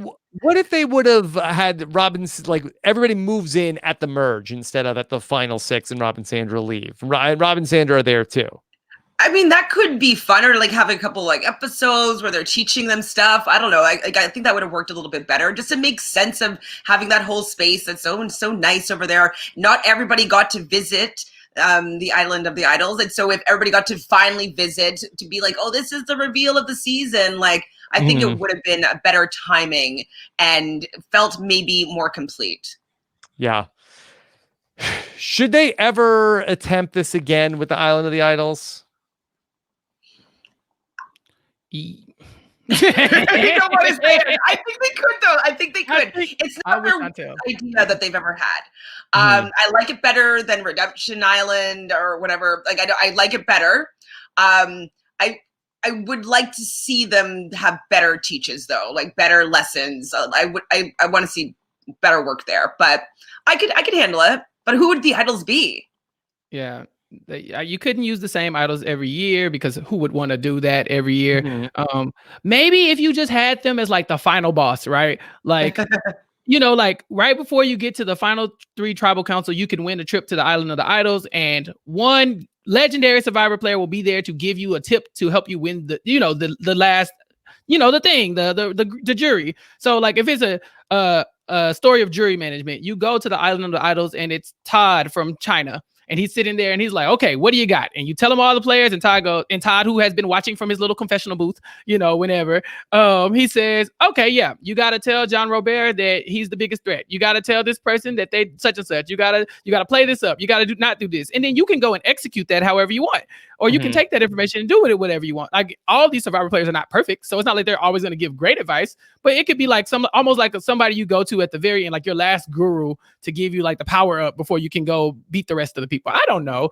I think there's something to be found there. I think they tried it a little bit with the Cochrane Island. Yeah, and that was fun. That was one time. Yeah, but I don't think they need it every season. But yeah, if you told me like another Edge of the Extinction season, right? Like you make it to the edge and you get to talk to Underwood and he tells you like, no, these are the 6 things you need to do to win the game. Like if you do this, the jury's going to vote for you. And they're like, okay. And then you go back in with like, okay, my strategy is to do this, get this person to give me the idol, win the fire making. I have to go to fire making, and then I win it, and then I do it all. And then you get to see that person's journey to kind of like completing that task. And then when they fall flat, then you can have your big fall in your face moment. Yeah. Chantele, what if they sort of like had like Big Brother style, somebody come in and like host the reward challenge, and then ultimately like that you go on the reward with that person. Okay, Parvati's hosting the reward, and then part of the reward is that you have coffee with Parvati. No, I love that. Like, I do like bringing in our favorites. As I said in the beginning, like I like seeing them on our screen. I like what they have to offer, and I really enjoyed their seasons. And so, if that was a reward, like having a chat with a previous winner, like I think that's an awesome, for TV. We want to see them again. They're not influencing the game in a way that will annoy us, and this person gets to meet their idol or on their hopefully their favorite show, and they could get some good advice that could help them win. I think it's a win-win situation. So yes, I'm down with the winner's walk advantage or reward or whatever you want to call it. The winner date. Yeah. Winner's date. Yeah, because Mhm. Nora's into the dates, but yeah, I think what you're saying is a great point, because even if you bring back a past survivor, like let's say it's not even like just a favorite character, right? It doesn't have to be a great survivor player. It doesn't have to give you valuable information. But let's just put them on the screen for a little bit, and you get to talk to that person like they did with Cochran, right? So it's Rupert, right? Rupert probably cannot help you win a game of Survivor, but we would love to see what Rupert thinks at this point, right? Like, you can't work with these people, like that kind of thing. And then you can say, okay, Rupert, you're such a dumbass, and then leave. Or you could say, that's a Thank you. Russell Hands quote. That was not a me quote. Yeah, but or you could just say like, no, Rupert is my idol. I loved Rupert on his season. Let me go and try to emulate Rupert, and then we can watch you fall on your face. But at least we get to see how the player would interact with some of these more memorable characters. I want to start to bring in some of the questions that we have from the listeners of Rob as a Podcast as we touch on all sorts of other topics from the course of the season. One of our listeners, Colby, wants to know, what was the best Rob and Sandra moment of the season? Chantele, do you have a favorite interaction that Rob and Sandra had? I did. I liked the Vince surveillance. Yes. Like, I don't know even what to name it. Go ahead. Yeah, Vince was good also as a character. Those couple episodes that he's on, that Vince is very funny casting. He's really funny in all of his confessionals, and he has a great episode where he goes to the Island of the Idols. He gets an idol and then also gets voted out in the same episode with the idol. Oh, I mean, Vince, I was really sad play for the them. And idol. Sandra was so sad for Vince because I feel like they had a bit of a moment. Vince, when he first got there, he was a bit emotional, about his upbringing and like his love for the show and all this stuff. And then he managed to do something that's probably the hardest task that anybody had to do, being that he has to go to the other tribe's camp and get fire from them. He ends up bringing back the ash or whatever, and like that was enough for him to receive the two vote idol. Good. That was weak, Chappell. That he came back with ash, not fire. That's no idol, I think. Listen, it's not his fault. You send this man to go get fire from a place where fire doesn't exist. Like what's he supposed to do? Sit there and like, okay, Vince, your real task is to go there, build a fire, get the fire, and then leave. So I call shenanigans a little bit on that, but I'm happy he decided to do something, because I probably would have just turned around and be like, all right, y'all, the fire's not in, I'm going. Like, he thought about it, and it comes back up because, not to spoil Winners at War, but Sarah Lucina had this same task, but not from her competitors, but she had to sneak over and get something out of the torch. So Vince paved the way for Survivor winner Sarah Lucina. Yeah, Vince had to frog march so Sarah could run. When Sandra teaches him how to do stealth, but she's like, all right, I'll teach you how to crawl. She's like, all right, I'll teach you how to hide behind the palm frond. That's great. I think we peaked there with Rob and Sandra on this season. I think that's probably a good call there. Chappell, what is a wilder scene, when Tommy is having the nightmare when Vince shows up, or when you're laughing during your sleep? Probably me laughing during my sleep, because I'm laughing at stuff like this manufactured nightmare that Tommy had. Like, you mean to tell me the one day Vince showed up, Tommy's having night terrors and there's no fire and anything can happen in these few seconds? Like, these people probably had no clue Vince was there. Tommy didn't have any nightmares that day. Vince could have just wandered over there, grabbed the ash and went. But we have to make good TV, and we like good TV, so I'll take it. But shenanigans all around. Okay. All right. How about this is from our good friend Jordan Kalish, has a question for us. Okay. Here is great Jordan Kalish, of course. Seeds, baby. He wants to know, where do you think that the pre-merge ranks against other pre-merges in Survivor history? He was really high on the season until the merge. Thought it had some great characters and fun episodes. If we were going to come in like King Solomon, cut this season in half. First half of this season, do you have any thoughts on where it would go? I think pretty high. I was really excited about it. Like, I remember just thinking like, oh, I like this person. It could have been because I love Rob and Sandra, and I was like, oh, they're on the screen, and like that could have influenced maybe me enjoying these characters a little bit more. But I liked everybody. So I would say it would be high. Definitely pre-merge was quite high in my eyes. Mm-hmm. Yeah, I think so. I think they did a really good job of giving these people content that we can kind of hold on to moving forward.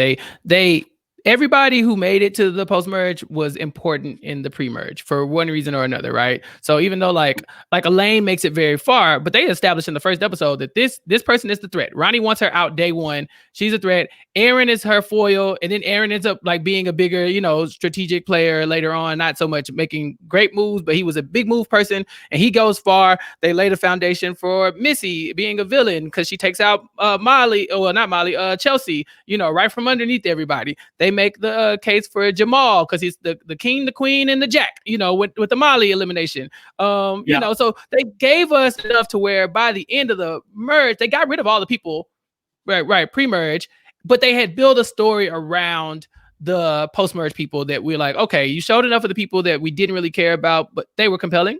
And now we get to like have a running arc for each of the people who made it to the post-merge. Yeah. It's a really good pre-merge. I think that probably the 5th episode, the one where Tom gets voted out, is probably the worst episode of the pre-merge. That's when it's the first episode after the swap. That's probably the biggest dud out of the 7 episodes from the pre-merge. But I think if you were going to rank them, I think it's probably around like between like 15 and 20. So I think it's, definitely top half. Let's not get too carried away here, but it's a very good pre-merge here. Like a solid B plus pre-merge of Survivor Island of the Idols. A lot of people wanted to hear us talk about the players from Survivor Island of the Idols that should come back. And another question that we got from people is that, do you think that the stigma from this season being the 40th best season of Survivor will prohibit Survivor from bringing these players back in an all-star season? So let's start with that. Chantele, do you think that Survivor will give pause to bringing some of these players back? I think no. I think that if they're, they've kind of changed how they're going to be looking at casting, we've talked about it with the diversity, etc.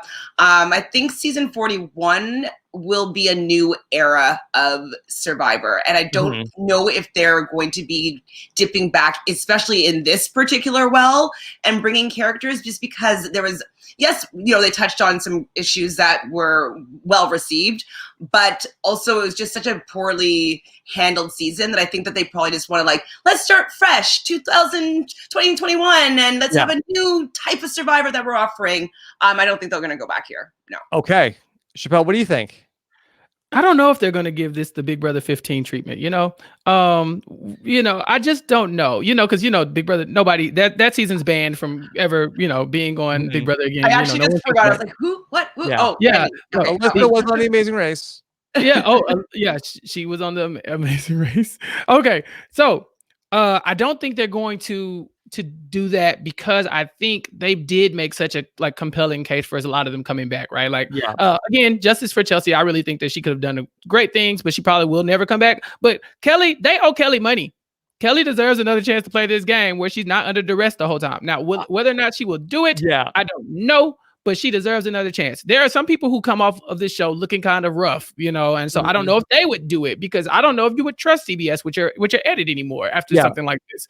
Can we talk about Kelly a little bit, because I don't think we've done much service to her as a player in the game, because she is a big part of why the pre-merge is really, really good. We haven't talked about her visit to the Island of the Idols. That's another good. The Island of the Idols started out strong. They came out hot, where she goes to the Island of the Idols, Kelly, and Rob and Sandra just telling them stories about her life, and they're asking her all these questions. And there's a lot of laughs in that, where then they quiz her about how well that she was paying attention to things. She comes back, she hides the idol in her hair. She is I don't know if she is a great player, as a total package. I think that she's sort of almost like a Spencer, where she's she has this amazing strategic mind where she's thinking 19 moves ahead, but I think that there's probably like a little bit of like a social element that I think is missing from her game. But she was so fun to watch. That tribal council where she ends up, she says like, she's like in the middle of talking in the confessional. She's like, wait, hold on. I think I had like a moment of inspiration, I think is what she says, where she ends up like, oh, okay, so I'm going to give my expiring idol to Dean to have him play it on Jack. But hold on, wait a second. That's only going to be one vote. What if Nora ends up voting for me? So now I need to talk to Nora and then also get Nora to end up going to vote, where she's like, her wheels are turning so fast. It's I thought she was great to watch. I do not think she has interest in ever playing again, but she would definitely deserve another shot to play. Yeah, 100%. I definitely, I clearly I felt the worst for her experience on Survivor, because, you know, we've talked about it many times about this is a lot of people's dreams. They go through a lot with casting, like getting on there, and just the fact that she had to just deal with this entire ordeal, just like you're saying, Chappell, is that she was under duress this whole time. So she probably wasn't able to have these social connections completely, because in the back of her head, she's like, oh, am I allowed to say this? Can I say this? Like, oh, I feel like uncomfortable here, but you know what I mean? It's became part of how she was navigating her own game. And so I think it distracted her from playing a better game. I think that she might have done a little bit better if she didn't have Dan be part of her story. Right. Based off of what we saw, I don't think we'll ever know if Kelly was a good Survivor player or not, because I think that the move she was making was interesting, right? The whole like brain blast she had in the middle of that confessional. That's my favorite moment of the whole season, because she just stops for like a whole beat and just like pauses. And then she realizes what she's going to do. And I like that. But like her whole exit at the merge is solely based on this Dan mess. And so we'll never know if she could have navigated the merge well, because she had to navigate that. And that is what turned half the tribe against her. Anyway, you know, some people thought she was making it up. Some people thought she was playing it up. Some people were playing it up. Some people thought, it was all a game. Some people thought she was just, she was in the middle of all of that. And so, of course, I don't know if we will know if Kelly's a good player or not from what we saw, but I saw some promising things there. Again, I hate to pick on Dean this time, but Dean, this woman gave you an idol and you voted her out the very next round. Ooh, shame. For shame. Also, since we're talking about Dean and Nora, can I just talk about these two people for a little bit? These two people make the final three. The moment when Kelly does this, like orchestrates this amazing plan so that no blood gets on her hands, she saves Dean, Nora does the vote thing. When they got back to tribe, Nora snitched on her instantly. Instantly. Yeah. They were like, Nora, what happened? And she was like, I just really can't say it was Kelly. And Kelly's like, what? Told me to do it, but I don't want to say who it is. And Jamal's like, well, you could tell us or you could not tell us. All right, fine. I'm sorry, it was Kelly. Jamal's like, you don't have to tell us. And she's like, no, I insist. And so like, seeing Kelly navigate somebody like Nora is interesting to me. Seeing Lauren navigate somebody like Nora is interesting to me, right? Lauren hears Nora say, you're my number one. You're the queen. I love you. And that's why they have to get you out of here. But when she hears it from Nora, she's hearing like, wait, if I'm your number one, why? That's not a reason to vote me out. What you should be saying is you are a jury threat. But all she's hearing is, I love you so much. You got to go. And then she proceeds to hound this woman while she's making fire and like berate her for not wanting to talk while she should be practicing fire. You have to put out fires like Nora and Dean all the time. I think Kelly was not able to do that. And so I would be interested to see how she plays if she were to play again. Chappell, going back to that scene with Nora, after Nora has won the Final Four challenge again, then Nora gives a speech she gets Tommy and Lauren and Dean all together because she is going to announce. So she's like the Bachelorette. She's going to announce like who is going to go into making the fire, and she is going on and on and on, and they're all like just tell us, but they don't want to like upset her because she's picking the two people that are going to go into the fire. And Nora's talking about her game and all this stuff. And then ultimately it's so great. And then she picks Lauren, and Lauren is upset. And then she says to Dean, she's like, and Dean, your game is heating up right now. You're on fire, and also you're going to be making the fire. So great. It's so great. She can't even stop talking long enough for Dean to like come and give her the hug. Like Dean's like, "Oh, thank you. I understand." And she's like, "Yeah, because listen. Because Lauren is the queen and you and Tommy was a shoo-in." And and they're like, "No, Nora, we heard you. You know, I think this was the first time someone knew they were going into fire so early, right? They normally wait to the tribal council. Jeff asked the question and they're like, okay, this person, that person is shocked because, you know, they didn't really prep like they should have or something like that. She tells these people like 17 hours in advance. So all they have to do is all day is sit around and be mad at Nora. And I think that might be another reason why the Tommy win is so underwhelming, because you want Lauren to kind of win that and be like, yes, I am the one who knocks. And she doesn't. So yeah, I think, Nora's great. She's great TV. Great TV. Okay. Should she be on the list to play again? Oh my God. You know how Debbie is great TV? Yep. Yeah, but can you watch Debbie every season? Maybe not. You know, maybe not. Philip Shepard, great TV. Every season, you kind of want these people to be able to play with competent game players as well. Or people who are going to actively try to benefit them if they're in alliance with them, and not going to like throw them under the bus at the first, whatever emotion they feel. So for the game players, no, I don't want Nora on my television again. But if Nora was to come back, I wouldn't complain too much. Well, that's a really good point you bring up in terms of some of the other people that are sort of like these like wild card characters who are electric, eat up the screen time the first time around. The second time doesn't tend to go that great. The audience does not always like them as much the second time around. And I wonder, could that be the case? Yeah. Nora goes home and she's seeing the hashtag NoraMo, and stuff like that. And so now she's got a catchphrase. She's Nora with like the zingers. Yeah. And is it performative the second time? Right. She said at the end, "This is me. I am being myself." And the second time she's being Nora, the character from Survivor. And so everything's a blind date. Like it's date time with Nora. And I had to go date this person and date that person. And I had to find out. It's basically The Bachelorette again. And so I don't think you can do that too many times with a character like Nora, or she ends up looking like Rupert. Okay. Yeah. She is great. Just about every spot that she's in this season, though. I will have to say that I thoroughly enjoyed her on this rewatch. All right, Elaine as a returnee. I think she will definitely play again. I think if we're just going to compare her with Nora, I think that she is more likely to play again than Nora would. I think it's because she knows who she is as a character and what she gives off, and she plays into it and isn't kind of offended by it as well. And so I think she's just unapologetically herself. Yeah. And I think that that's what we really like about her, and also what we like about Nora. But what you're saying, Chappell, is that Nora might kind of buy into her brand, and I think that Elaine leans into her brand and just allows herself to be more herself. So I can see Elaine playing again. Yeah, I think if we were going to do the power rankings of who is most likely to return from this season or a draft, I think I would take Elaine number one. Yeah. Number one. Yeah. What about Janet?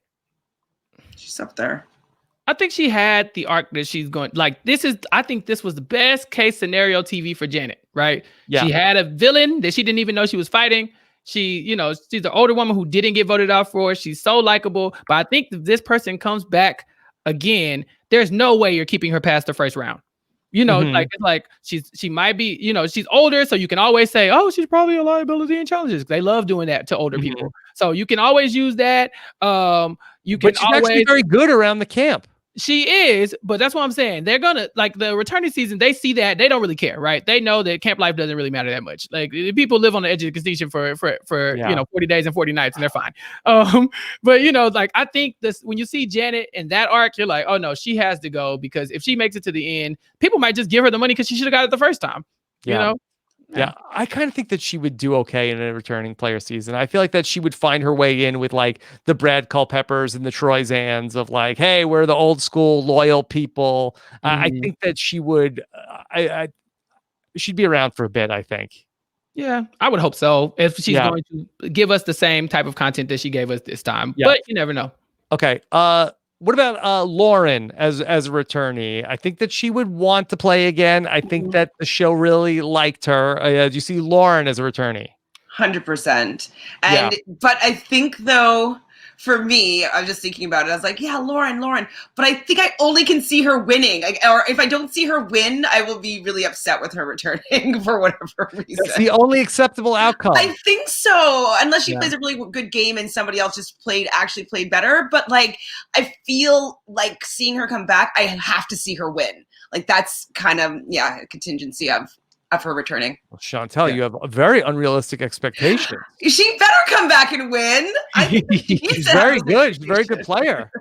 Look, I'm with Chantele on this one. We don't need another Sari.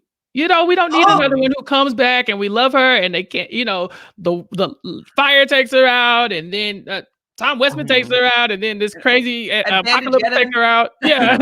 Every time we're like, but she should have, she could have. So I'm with Chantele on that one. Yeah. I would like her to come back and win or don't come back. I like the legacy as it stands. I think she could come back either way. I'm okay with that she should come back even if she doesn't win. It's very hard to win, Chappell. So I've heard. Are you going to talk to us about the 3-tribe format again or no? No. Okay. I think Lauren is, my number 2 on the if I'm drafting in the New York Jets spot. I think that is probably she's my number 2 pick for most likely returnee from this season. Do any of the men come back? Well, I would say that the number 1 most likely man to return. How about Jamal? Okay. I think he feels that he got duped by the show and he would want to come back just to see how well he could do without the booby trap. So I can see him coming back. I'd be interested to see how he plays because he's quite intelligent. And so I feel like he would learn from his mistakes and he might do a good job. So I can see him coming back to prove something for sure. Yeah, I could see the show wanting him to come back as like their puppet for morality. Like, Jamal, give us your take on this. And Jamal's like, well, I think in this, and he says the thing and they're like zooming in on Jamal and they're like, look at what we did this season. We talked about race. We talked about this. There was hot topics, like, I think that's why you bring back Jamal because you want that narrator, right? You want somebody to tell you so we can all say how great the season is going because that person put it into words that we can understand. And the dance moments. Oh yeah, the dance is great. Jamal gets down. Him finding the idol is a great scene. That he does a whole monologue, and he talks about how there was a time in my life I wasn't treating myself with grace, and he's got and got out of a relationship recently. Yeah, and then here's and then you find in the quiet moments, he finds the idol. That's really great. He got the Sia money, Chappell. He did get Sia money. Sia money's some people say it's hard to come by. Some people say, some people get it, some people don't. But he got Sia money, and that's a good omen. That means people liked him. But he only got $15K, where Elaine and Janet got $100K. Look, you tell me Janet got $100K, and I say yes. You tell me Elaine got $100K, and I say yes. You tell me Jamal got $15K, and Elaine got $100K. I'm like, what did Elaine do that was so goddamn good? I like Jamal as a character because he was flawed, right? Like Jamal in the pre-merge, they made him arrogant, like, oh, he's running this tribe. And then in the merge, he was like Jamal the underdog, and he was finding the thing, and he was being creative, and he's giving us the narratives that we want to give him. And he gives mean side eye. Like when they zoom in on Jamal and someone's doing something, he's the one who's cutting his eye, like raising his eyebrow, kind of giving them a look like, get that out of here, and so Jamal's telling the story with his face the whole time. That's good casting. I think he's the only man on the list that I would see having to come back unless they did another winter season and they needed to bring back Tommy. But they didn't bring him back for this winter season. I guess they would have potentially spoiled it. Potentially. We've got it, Tommy, our third place. I mean, only for the people that look these things up on the internet. It wasn't like that they announced the official cast before. There were reporters there, so maybe it was out. But I don't know if he was going to necessarily make the cut. What about DK Chillin Any prospect of Dean playing again? I really came to like Dean by the end of the season. Well, maybe because I think that's still happening. He's dating Michelle Fitzgerald. I think that there's still a What? thing. Yeah. Oh, this is breaking. I didn't know this. This is Oh, kinda Rob, yeah, you old. behind I the don't know if they're curve. still together. Wow. Mhm. Wow. Blood versus water. I wouldn't be surprised if, if they're still together, or even if they're not together, kind of challenge style, that they have maybe a themed season where they would be playing as either rivals or ex-lovers They or lovers kicked it. or. Can't believe Yeah. it. 3 Oh my tribes. God. Did you know there's Yeah. another couple, Rob? I don't know if they're still together as well, but All right, hold on. I'm trying to brace myself. This is so exciting. this one, Wait, I wish this was the whole podcast. Just tell me more couples. Jack and Elizabeth.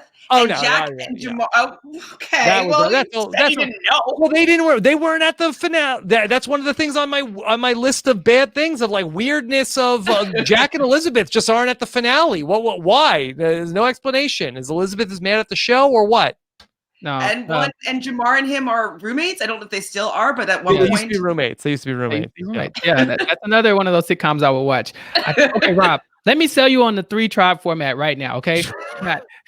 You got Michelle Fitzgerald, you got DK Chillin, and you got Wendell, and you got Survivor X on the beach. Yes, I like it. Okay. Listen, Survivor X on the Beach would be X on the really Beach. good. yeah. And, Okay. or 2 tribes, and she's the idol, right? Like, so you like Wendell's tribe has to go visit Michelle this week and talk about how they kicked it. Mhm. Yeah. That's good. That's good. You talked me into it, Chappell. Let's see. Some other people that could be potentially in the mix. I think Karishma, if she wanted to do it, I think could be in the mix. But I think that Karishma was like the first player ever to say, "Yeah, you know what? I actually didn't like this. I'm not interested in playing again." How dare you? Jerry Manthe cried on stage so Karishma can And walk. she Okay? played again after that. That's what I'm saying. That's what I'm saying. You have low lows and then you have high highs. Mhm. And Jerry almost won the 3rd time she played. She wasn't that far off, Mhm. And so give me Karishma, who has now earned, like, she's done Survivor now. So now she slept outside. She knows how to deal with the elements. She knows how to deal with being lonely. She is like somebody who they look up to, and she can lead her tribe. David Wright style, I don't know, to like, to victory. And they're looking to her, and she has now owned this, she got off the couch, or something like that. Like, I liked Karishma. I think they gave her a good story. She was downtrodden from the beginning. Her husband came, they cried. There was some wonkiness with how they portrayed her husband in the beginning. And then, at the end, we loved all of that. And then she plays the idol, and then she goes home when there's like chaos at the tribal council, and then like there's nothing else, there's no one else to vote out but her. I like that. I think if she played again, which she probably wouldn't, but if she played again, I think she would be a good TV if she got that like Great power TV arc. this time. Yeah. Oh yes. I think she actually might play again because she played Sequester, and I think that, and she did quite well. And so she might have gotten like the, ooh, maybe I can do this. Like, maybe coming at it more of a strategic perspective and be like, I'm coming back in to win. And so I could see her coming back to prove something to herself and maybe to the audience as well. I feel like the elements really she did not care for. Yeah, that it was tough on her, but I think it's probably not as bad the second time out, And I could see her coming back. This would be a perfect time for Karishma to come back because, like you said, she played Sequester, and she could be the reason why people are tuning into the show every week. She is bringing fans to Survivor. So they can fall in love with each of you. Yeah, and then they can all give themselves a round of applause. Karishma could be that person. Y'all don't have. Wow. I love her. She's great. She's great. She is great. Yeah. This ties in nicely to Mike Edwards wants to know, what are your personal silver linings from this season? And I let me start because the Karishma loves Applebee's, her favorite sit-down restaurant that they announce it. These people go nuts. We talked about this for months of how much they loved Applebee's. The Shark Bowl was a thing. Okay, I don't think we have Applebee's in Canada, so I've seen the commercial many times, but can you tell me more? Describe Applebee's for Chantele? Are you familiar with Chili's, Chantele? I mean, in the same capacity that I know Applebee's, so not so much. Then you know what Applebee's is. There is a chain of there are chains of American style cuisine that just do cuisine just good enough for it to be edible all the time, but not good enough for you to ever really crave it. And you got like your Chili's, you got your Applebee's, you got Cheddar's that is just a little step above that. You got the Cheesecake Factory that's just Fridays. You got the Cheesecake Factory just a little step above that. You got Red Robin. You got this is all the same restaurant with a different name. You got Grand Lux, which is just a little step above the Cheesecake Factory. Yeah. This is all those TV dinners that you get those Stouffer's. That's basically what they're all of these places have that same meals, right? They all got a shrimp pasta and a menu steak. That's as many pages as my Island of the Idols notes. Right, exactly. Lackluster steak. If in steak terms, it's the Outback of restaurants, right? Outback is the Applebee's of steakhouses. Okay. Yeah. So it's just food that you hey, somebody's having a 13th birthday. Where are we gonna take them? Too old for a play place, but too young for fine cuisine. Let's go there and get and the bread is always the best thing at any of these places. Yeah. I love Applebee's. But I have this. Here's more shenanigans. I love Karishma, but I am from Houston, Texas. Yeah. She is from Houston, Texas. She said her favorite place to eat is Applebee's. Now, girl, stop lying. Houston got some of the best food in Texas, and you are not telling me that you love Applebee's. That fried apples is that damn good, girl. This apple Rita, it's fine. It's fine. The drinks are cool. They're cheap. They taste like it. They were doing a lot. It was kind of like they said, okay, you guys play this up for the cameras, and they just went full they went nuclear. People were crying, oh my god, Applebee's, Jesus Christ, thank you God. Yeah. Meanwhile, fast forward to their breakfast that they get bacon, they get eggs, they get waffles, but they were spoiled on it. They don't even flinch. I'm like, okay, I'm Jeff. I'm like, all right, start the tape over. Jeff was so mad when that Lauren told them all about the breakfast. He's like, all right, we got breakfast. And they get no reaction from that. And Jeff's like, what's going on? Well, that's it? No reaction? You stole my thunder. Right. If I'm him, I'm like, cut. All right. Pretend I have Applebee's here. Let's try this. It would be better if he said, we got breakfast, and they don't react. And then he's like, or behind door number 2, Applebee's. I'm like, it's like The Price is Right. Do you want door number 1 or door number 1? It was insane. Do you think that Jeff didn't get the memo that this was part of what Lauren had to do, and they already spoiled the fact that they're getting breakfast? The man acted like he wasn't even hosting the show. At Tribal Council, he seemed genuinely interested in what was going on with Dan. So tell me about that. What's happening? So it sounds like XYZ is happening. Well, it sounds like this too. Are you sure? What did you talk to production about that? Do you know anybody who worked for production? Have you seen them? He was not. It's like he wasn't there. So when they had that moment with the breakfast, I too thought, maybe Jeff didn't even know. Maybe he was busy. He just showed up and then Lauren just kind of spoils it. We might have had a hint from the Island of the Idols, and he's like, oh shit, there's people out there. Is that what those big heads are? No. Is that Rob? That would explain so much if it was just Jeff was very disconnected from everything else that was going on. It's oh, okay, you got Rob and Sandra on the days there's no challenges. Okay, fine. Yeah, he's so busy on the phone with the handlers for all these other past Survivor players. No. Tell Kim Spradlin she can't have all red Skittles. We need her back. So he didn't have time to focus on what was going on in front of him, which is why he thought this was a good season. And so I'm not sure if he was all the way dialed in. I'll say that. Yeah. Okay. Any other personal silver linings from this season? Any other great moments that we didn't talk about off the top of your head? Elizabeth's eyes deserve their own confessional. I'm just checking my notes. I thought Chelsea starting the fire was a cool moment, as well as Janet starting the fire. There was a lot of that the women were, with the exception of Lauren versus Dean at the Final Four. There was a lot of the men are bad at starting the fire, and women are actually really women walk up to the fire like. Yeah, pretty much. Pretty much. That was pretty cool.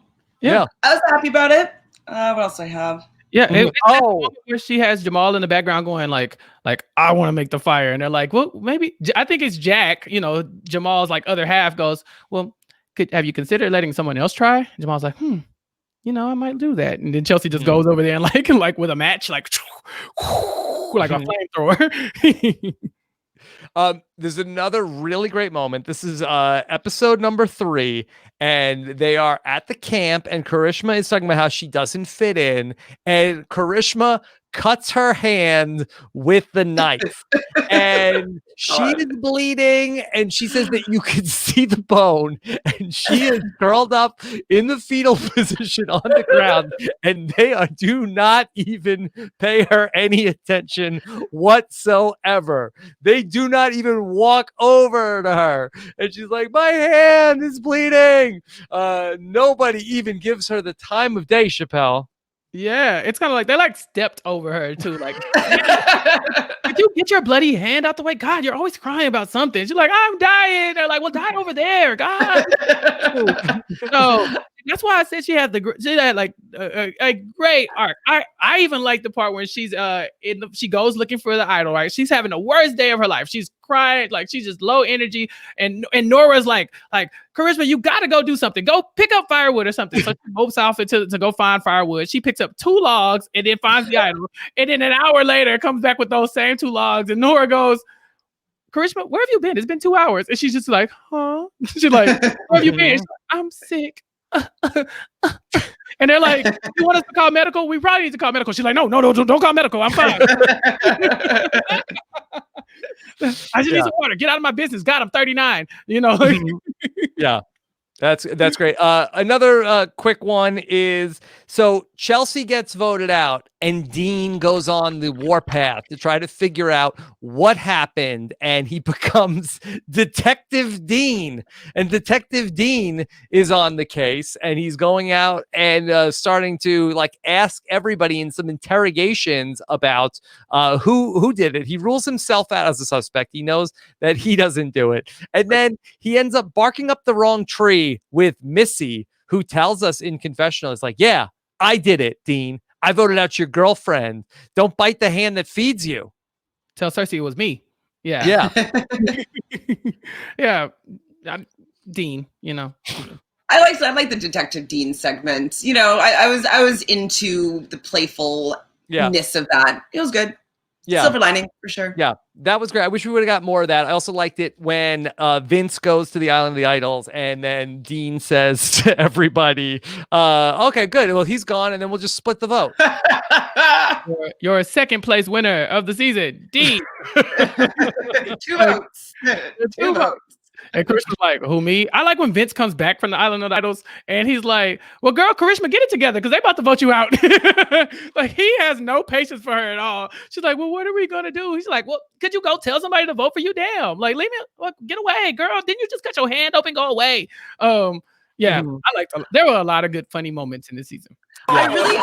I thought that they set us up incorrectly here when they're like, Vince has the thought of like, oh, I'm going to bring my idol to, council. If I get wind of, feeling unsafe, I'm going to play it. And so I just was like, okay, play it. Okay, play it. Okay, play it. And then he doesn't play it. And then he gets voted out. I was like, the misdirect wasn't satisfying for me at all. Like, just don't tell me that he's bringing it to tribal. Like, I wasn't happy. I don't blame Vince. If the alternative to me going home is Karishma going home and she's literally on the floor bleeding and no one cares, he's like, I'm probably safe this round. Like, you only played 2 rounds. You might as well take the 100%. Oh, yeah. I would think. For sure. But like I said, I think even he thought Karishma was going home. He was like, listen, this woman just had she had a disaster and no one looked twice. So I'm assuming that she's going tonight. I'll be all right for one more round. Karishma had a rough experience every step of the way. People were so mean to her on this season. Yeah. Another bright spot was when they go on that big scavenger hunt at the final 5, and then Dean ends up finding the idol out from Tommy. I like this moment, and Dean gives us the confessional. Tommy's kind of playing a little bit of a 4th grade game, man. I'm out here teaching advanced algebra out here. Come on, step your game up, Tommy. Come on, man. 2 votes. Yeah. Advanced algebra. Look, Mom, look at all this bling. Okay. Mama, look at me now. That was the name of the finale episode. All right. Ben Taub, speaking of the finale, outside of the controversy, my biggest personal complaint about the season is how inevitable a Tommy win felt after episode 1. Are dominant wins always going to make worse TV, or are there ways that the editors can make them more interesting? Okay. In terms of watching the show, in terms of the edit, was it a predictable Tommy win, and did that take away from the season? What do you think, Chantele? I don't think it was a predictable Tommy win. I wasn't really rooting for him to win, so maybe unpredictable in the sense of like, oh, he's gonna win it? Oh, okay. So yeah, no, I don't think that it was. I thought I saw it coming, and I don't think I cared that I did see it in the end. I don't even agree that I saw it from episode 1. Now, don't get me wrong. I'm not one of those edgic people, right? Like, I'm not looking at the confessional count and what are they talking about.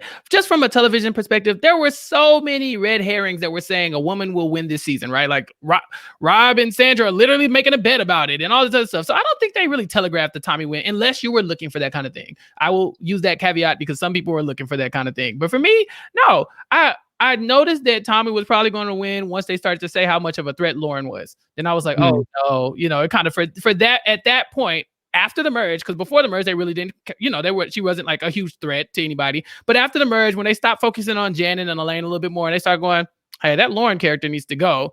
That's when I was like, oh, okay, Tommy's probably going to get rid of her. But episode 1, no, not at all.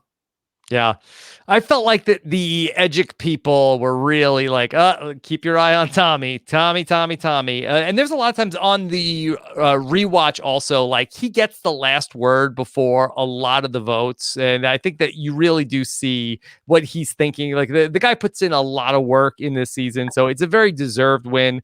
But I do think that there's a lot of, because going down the stretch where you're hoping for a lot of different things, that it's just like there was, Tommy, where it's like, boy, how are you going to ultimately get this guy knocked out of the game if you're not rooting for a Tommy win? It almost happens a couple of times that it comes close. There's a point at the vote where they end up going into 2 tribes, and then ultimately, if Missy is able to deal with the Karishma situation in a better way, they've got 3 votes with Elizabeth and Missy and Karishma to take out Tommy. Then also, if Dean is able to vote with Nora and Elaine and Karishma at the final 7 vote, also, that's another spot where they're able to potentially vote against Tommy. But both times it does not happen.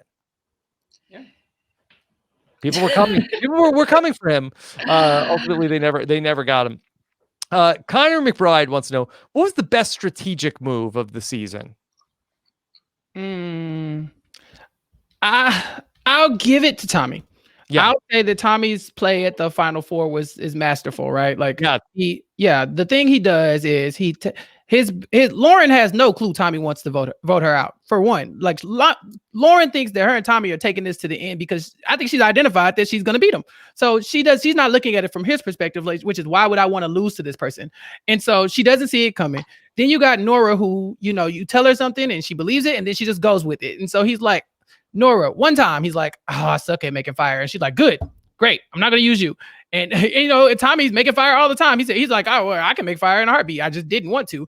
And then Tommy goes and helps Dean in the meantime, and like plays up the Dean thing. And then he also sicks Nora on Lauren and said, Nora, don't let her breathe. She can't practice fire if you are constantly yelling at her and threatening to hide the machete from her and snatch this win from her clutches. Like, he did everything right there. Mm-hmm. And then he got to sit at the end with Dean and Nora.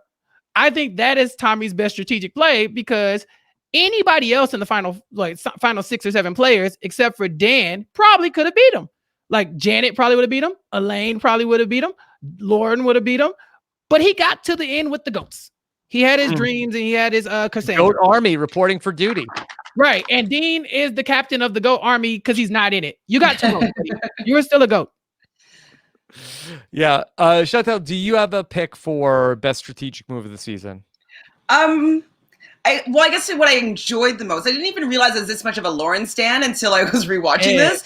But I think I really liked how she was able to, use her experience at Island of the Idols and come back, convince people to do this and get the outcome that she was intending to get. Like those things are difficult to do, but she's such a good social player that she was able to do that. Nobody even thought anything suspicious of it, like nothing at all. And she got the outcome that she wanted. So I thought that, it wasn't necessarily a strategic move, but she was able to use her social strategic abilities to be able to convince these people to do this. So I thought it was pretty good.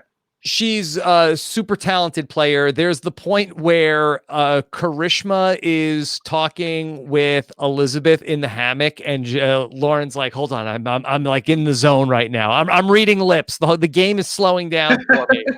She just said, "Okay, go over there." So she really has moments where she shines in the season. I would say I think this is probably a co-move, but going back and watching how the whole post-merge plays out, I really do think that Lauren and Tommy voting out Kelly at the merge, and ultimately I think that they should get the most credit for doing that. The whole post merge is completely different.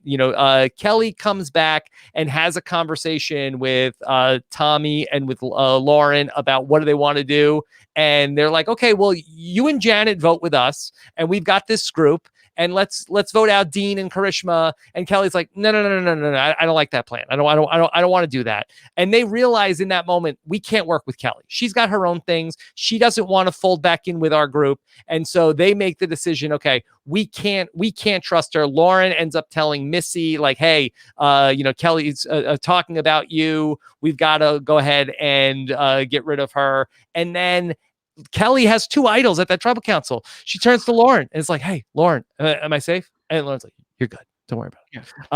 And ultimately, they get Kelly out. I do think that the game is completely different and in a potentially much better way because Dan is the other person that could get voted out there. And I think that really talk about a completely different timeline for how this season plays out. But in terms of Tommy and Lauren, and in defense of them, they did not know exactly all of the different moving parts that were going on at that vote. I do think that they completely altered the course of the season, and in a way that favored them much more, where they both end up getting to the Final Four by making the move that they did not have to make. There was no urgency to vote out Kelly at the merge, but they did at a point when it was a very aggressive move to make, and it ultimately works out well for the two of them. Yeah. Kelly went, I think she went too hard, too fast in the season. Yeah. So, like, her big flashy move with Dean is like Natalie Anderson playing the idol for Missy, that kind of thing. I think in that moment, or what is her name? Jacqueline. Yeah, she played the idol for Jacqueline. Yeah. I think that kind of moment is like saved for the end. That's like your big finale. She did that before the merge, and Nora and Dean just go snitch. Like, they tell everybody. So then when they're talking about who's the big threat at the merge, they're like, did you see what Kelly did? She is crazy good. And then they're like, yeah, she is crazy good, huh? Yeah. And so she became the target because I think she had the sexiest move on the season. That Dean thing. For sure. Was cool. But the thing is, it was so flashy that it blew up in her face instantly. Like, right after it was over, it fizzled out and just dissolved. That night, before they went to bed. It was she didn't tell Janet and Jamal that it was happening, and then she trusted Nora as a person to, like, it would have been, she could have just give the idol to Dean. It's like, hey, Dean found an idol. She would have got away with it. When she got Nora involved to be that second vote, that was the patsy that was ultimately going to lead them back to her. But that was really great. And I do think that the expiring idols, you can use this idol for 2 votes. You can use this idol for 3 votes. We saw it ultimately cause Sandra to make an unforced error in Winners at War when she tries to get Denise to vote against Tony. That I do think that those create a lot of a timer that is going to go off and causes players to potentially make bad moves. So I think that is a good thing in modern Survivor. I have a question. Yeah. Did Sandra see Kelly do this thing with Dean and think, I got an idea. I'm about to do this thing too, because she saw it work out for Kelly. You know, she was in the booth looking like, oh, she gave the idol to Dean. So it's a good Dean, question. she was there. Yeah, she knew I don't know if Sandra ever put it together in terms of what happened with, like, did Dean just find an idol on the beach, or did he use an idol that because Kelly's like, whoa, what happened? Yeah. I don't know if she knew like exactly how it came together.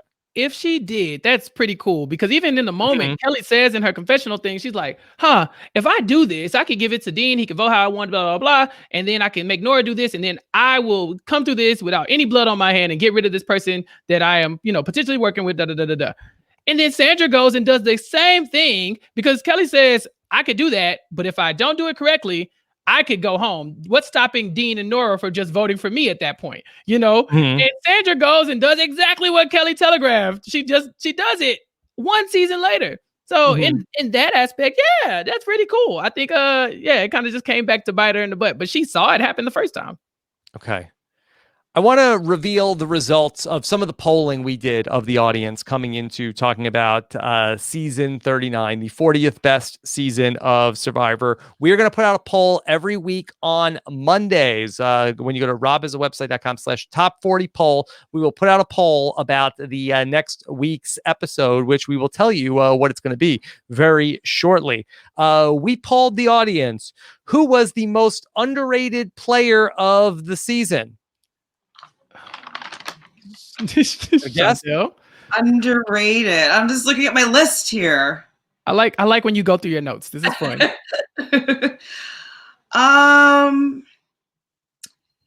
Maybe Karishma. Okay. She's number 2. Okay. Ooh. I think they probably went with Elaine for underrated player. No, I think Elaine was probably properly rated. 22.94% of the audience said Lauren, most underrated player of the season. They're not rated her high enough then. Yeah. Yeah. Who's the season's MVP? I had Lauren as the MVP. I had Lauren as the MVP. Lauren. And I had Janet. Yeah. Chappell, you are feeling it. Janet? 31% of the audience said Janet is the MVP of the season. She legit could have been a producer this season. She could have fixed it. Okay. Which one player would you most like to see come back and play again in a future season? Pick one, Chantele. We already said Lauren, so I'll just stick with Lauren. Come back and win, though. Yeah. I'm with Chantele on this one. Bring back Lauren. Yeah, I would have guessed it was going to be Lauren also. The audience said Kelly Kim. 19.4% said they would most like to see Kelly come back. Jamal was 2 at 17%. Lauren, 12.46%. Okay. Yeah. Which cast member made you pause and think to yourself, wait, who's that? There was a drop down of all the players. I have to Who say did it. people vote for as the person that they wait? Who's that?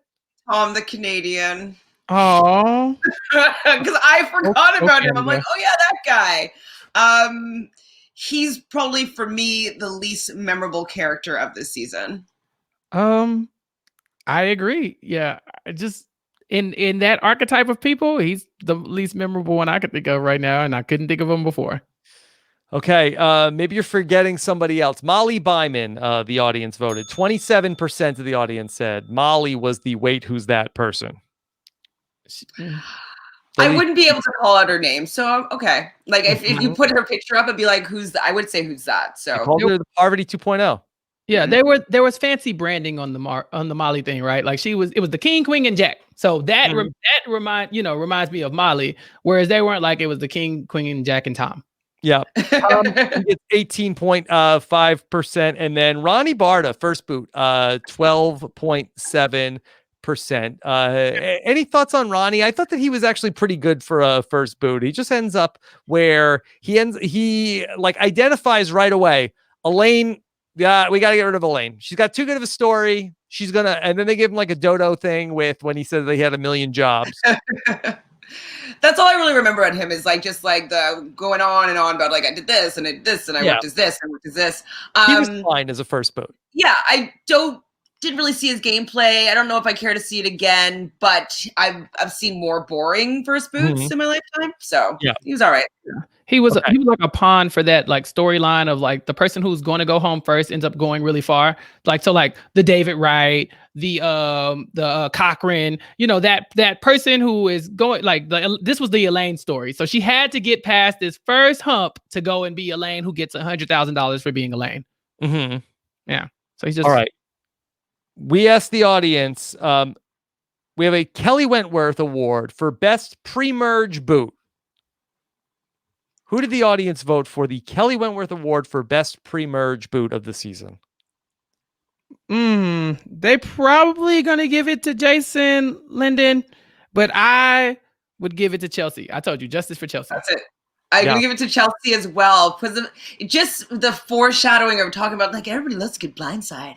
Everybody loves like, and she just so, and you know you hear Sandra be like, yeah, she got her blindside, and like I liked that. I didn't like it happening to her because I know that she's auditioned like 6 times, I think it was, and I've seen a couple of her videos, and so I know she's a super fan, and so obviously I want super fans to do well, but it was pretty well edited. Her going out there.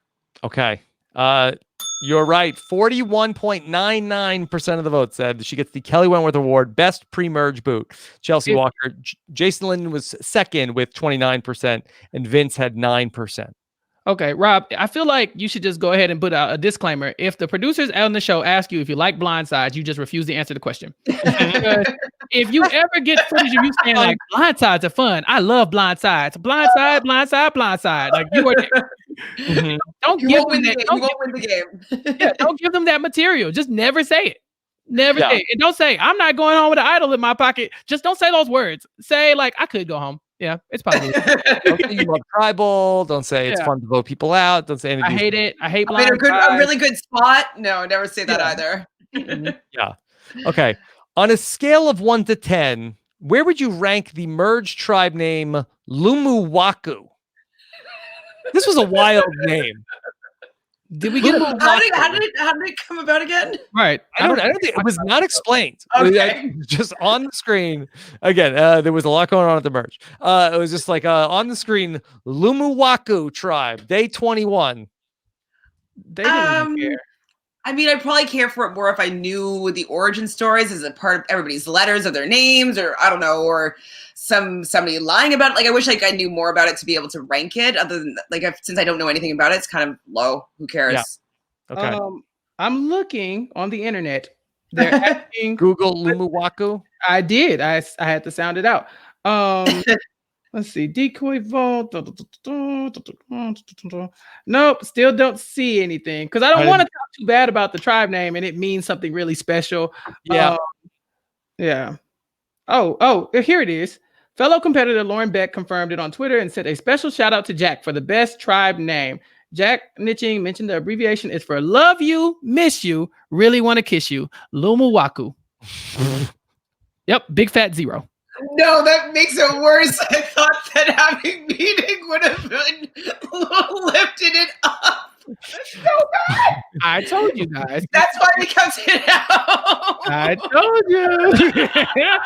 I told you there was some corny stuff going on in this season. And all right. The audience, without the backstory, rated it 4 out of 10 for Lumuwaku. Send it out again. I demand a recount for love you. Recount.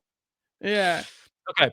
Of the 40 seasons, where would you rank the winner? We asked the audience to weigh in. Give us a number 1 through 40.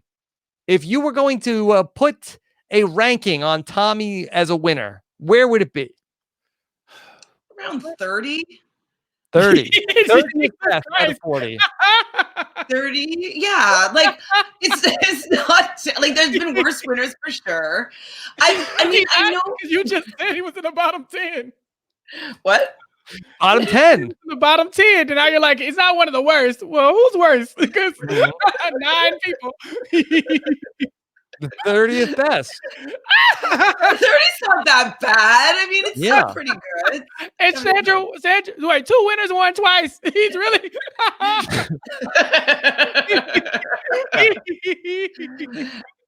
30. Anyway, I'm standing by it. Did you put him higher? Better than one of the top third placers. For sure. Yeah. Yeah. For sure. Okay, where do you place? Where do you place him? I don't know. I don't know. I just feel like we just talked about how he really didn't do anything wrong. He had a good social game. I didn't agree with you guys though. I'm just Chantel's in the background, like, I mean, I don't think it was that great. Like, she's been waiting all game to be like, I didn't like it. So Chantel, but I just want to explore. So you just feel like that that there were other you give more of the credit to Lauren, and I feel do, like, and kind of when I look at winners, it's kind of like if I'm really rooting for them to win the season. So if I'm on the journey with them, and I'm like, I'm just like taken into their story, and then they win. That's the feeling that I like to have expressed when I see a winner that I really, really enjoy. So for him, I wasn't really vibing with him that much. She might have made some good moves, whatever. I was more so hoping that Lauren was going to be the winner because I was vibing with her story and what she was doing in the game. And so it just fell flat again for me because I wasn't really invested in him as a player. And a lot of other players that have played the game in general, I've enjoyed more. Yeah. No story, just vibes. I like that. I have to agree with Chantele. I laughed really hard. She made a compelling case because it's going to be a lot harder for me to rank him like strategically because he didn't get a lot of. But if you talk about winners that I want to watch again, I didn't have to rewatch this season. I mean, I did for you. Yeah, I appreciate it. But it wasn't like, man, like if you take out that dance stuff, like go see the thing that Tommy is doing. Yeah, it's fine. No, he's not good TV. Yeah, and I think he'd agree.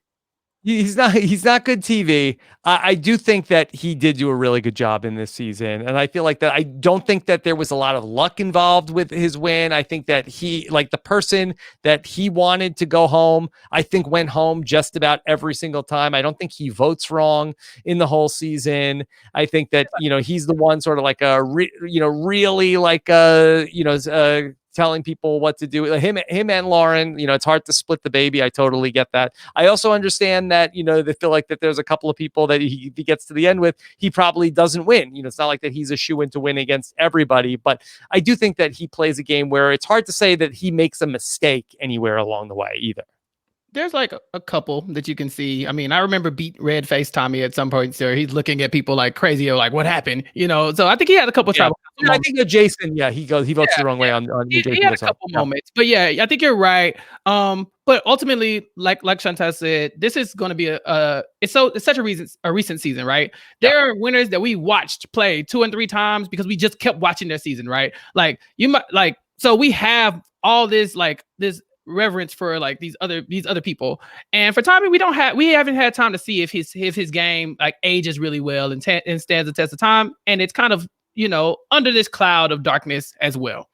So I don't. Well, and also though I find for me ranking a winner is if I think that they could do it again. I don't think that if he was placed in another game without Lauren as his like number one and just played again, that he would do as well. I don't think that he has the skills to navigate any kind of terrain. And I find that a lot of the winners that I do appreciate are actually very good at the game as well. Yeah. Okay. Yeah. He's a big red target. One last question. We asked the listeners, do you feel like this season placed too low or just right? Okay. Chappell, what do you think the audience said in terms of just right? I think they're gonna go with just right. I think it's fancy to be like, oh no, I think this season is worse than that. But honestly, like there's like 3 episodes in the middle that are almost unwatchable because of the way Survivor handles this and CBS handles this. And because it's unwatchable, you can literally just skip those 3 episodes and feel better about the season. I don't know of another season where if you skip 3 episodes, it changes the entire makeup of the way you view the season, right? Like this season is so bad. Everybody's like, take out the dance stuff. Okay, they isolated the dance stuff for the most part. They had some some foreshadowing, but for the most part, it landed right in that sweet spot. And you're saying take out 3 whole episodes from the season and it's watchable now. No, we wouldn't. I don't think we would do that for other episodes. So, I mean, for other seasons, not 3 of them in a row. So for me, I think this is right where it belongs. So, what percentage of people do you think said it was just right? 45. 45. Okay. Chantele, higher or lower than 45%? Higher. Yeah, it's actually way higher. 67% said this was just right for the 40th best season of Survivor. And I think that also, though, with like how I view Tommy as a winner, is that I kind of, when I was originally watching it, it kind of glazed over. Like when all that stuff started happening, I wasn't as invested. I wasn't like involved in watching it because I just felt something wasn't resolved and taken care of, and like we're just pushing that aside. And then now I'm supposed to be cheering and rooting for this person, so that could also tainted the way that I see this. Win. Look, on this rewatch, like I was watching the first 7 episodes, I was like, oh yeah, this is good, and then it really just like, really takes the wind out of the sails. Yeah. And I think Chantele again is right. I think there's no point in the season where I'm actively rooting for Tommy specifically. There's always somebody who I want to win a little bit more than him until the final 3. Like with the week before that it was Lauren, the week before that it was Janet, the week before that it was Elaine, the week before, like it's literally no point I'm like, Tommy needs to take this, and I think you want to be behind your winner, and this is no disrespect to him, but that's just the way the show showed him. It's not an underdog win that you see the underdogs coming together on a number of occasions with a plan to get him out. And then it ultimately doesn't work. Especially frustrating is when you see, okay, the people that didn't go on the reward, it's Dean and Karishma and Nora and Elaine, and they've got this plan and they're going to ultimately blindside. And then Dean tells, and then everybody's whispering at tribal council, which is always terrible when that happens. So yeah, I totally understand the frustration with somebody who's like a front runner going on to win the season. Yeah, and he didn't get a front runner edit, in my opinion. Like, the edgy people can say whatever they want, but what I'm saying is, like, if you're the front runner, we want to see your perspective the whole time, and or maybe we don't, but at the same time, we want to be able to respect the story that your perspective told. And there was other better stories. Like, I think Caramoan is the one Cochran wins or whatever. Yeah. Cochran is the narrator of that season. There are other likable people there, but you are following the Cochran through line. There are points in this season where you lose Tommy, and you lose him. And I'm not saying he's purple or he's not in the episode because he's there. They keep plugging him in there, but you're not worried about him. Look at all these other great people. Look at Missy. Look at, so I think that's just kind of how his season's going to come off. It's going to be probably in 30 for me. Yeah. I wonder if that has to do with, how good you are in the confessional, where Cochran's one of the all-time greatest confessional people of all time. And Tommy is, not in the top 30, probably. Right. For sure. Yeah, for sure. Some other just polling facts: of the 2,400 plus people that submitted ballots, 82% of the ballots had season 39 in the bottom 10, and fewer than 1% of the ballots had the season 39 in the top 10. We know. Who's the wise guy who's like, maybe there might have been some maybe they didn't watch the whole season. maybe they stopped halfway through. Okay. Or maybe it was Tommy. Could have been Tommy. Maybe it was Tommy. I see you, Tommy. Mm-hmm. Okay. Tommy bump. All right. Chappell, anything else you want to say about season 39, or have we said it all? I think we've said it all. I think we have found the coal and gave it all the pressure, and then this little tiny diamond of a podcast came out. We dug through the stuff, the big turd in the punch bowl, and we found some good stuff in there, and I think we highlighted it pretty well. I don't have anything to add. Okay. All right. Well, how about you, Chantele? All my notes have been answered. I mean, pretty good. Actually, the other thing that we didn't really talk about is I thought that they had pretty good titles for the episode, and so that was something that was I thought we never talk about that. Yeah, do you like the episode titles? I do. Like, I was like listening, I'm like, okay, what was that about? Like, the first one's like, I vote you out and that's it, or YOLO, let's play. So I found I always like that one, YOLO, let's play. YOLO, let's play. Who was that quote? Who was that? Ellie. Oh, Kelly. Okay. Yeah. So I think that, we could say that that's a silver lining of this good episode titles. I've never heard anybody ever talk about that with a Survivor season. This has good episode titles. It does. These are good. You're right. Yeah. This is my first time looking at them. Mama, look at me now. I was born at night, but not last night. Suck it up, Buttercup. Like, this sounds like now. That's what I call music. This volume 39. We have I Vote You Out, and that's it. YOLO, let's play. Plan. Don't bite the hand that feeds you, featuring Elaine, and Suck It Up, Buttercup. You know, like the favorite hits from your 40th favorite. Right? It's like it's a playlist. Soundtrack. Let's go. Okay. All right. So we'll keep an eye on that. Yeah. Oh, yeah. Okay. Rank those. Rank episode names. Okay. Really good stuff. Okay. Well, this was great to talk through all of this stuff. You know, I really felt like that. All right. Hey, look, you know, this was the 40th best season of Survivor. And I felt like there was a lot of good stuff to talk about still. Like, I can't wait to see where we go from here. Like, we ripped the Band-Aid off, talked about the 40th best season. We've only got better seasons to talk about after this.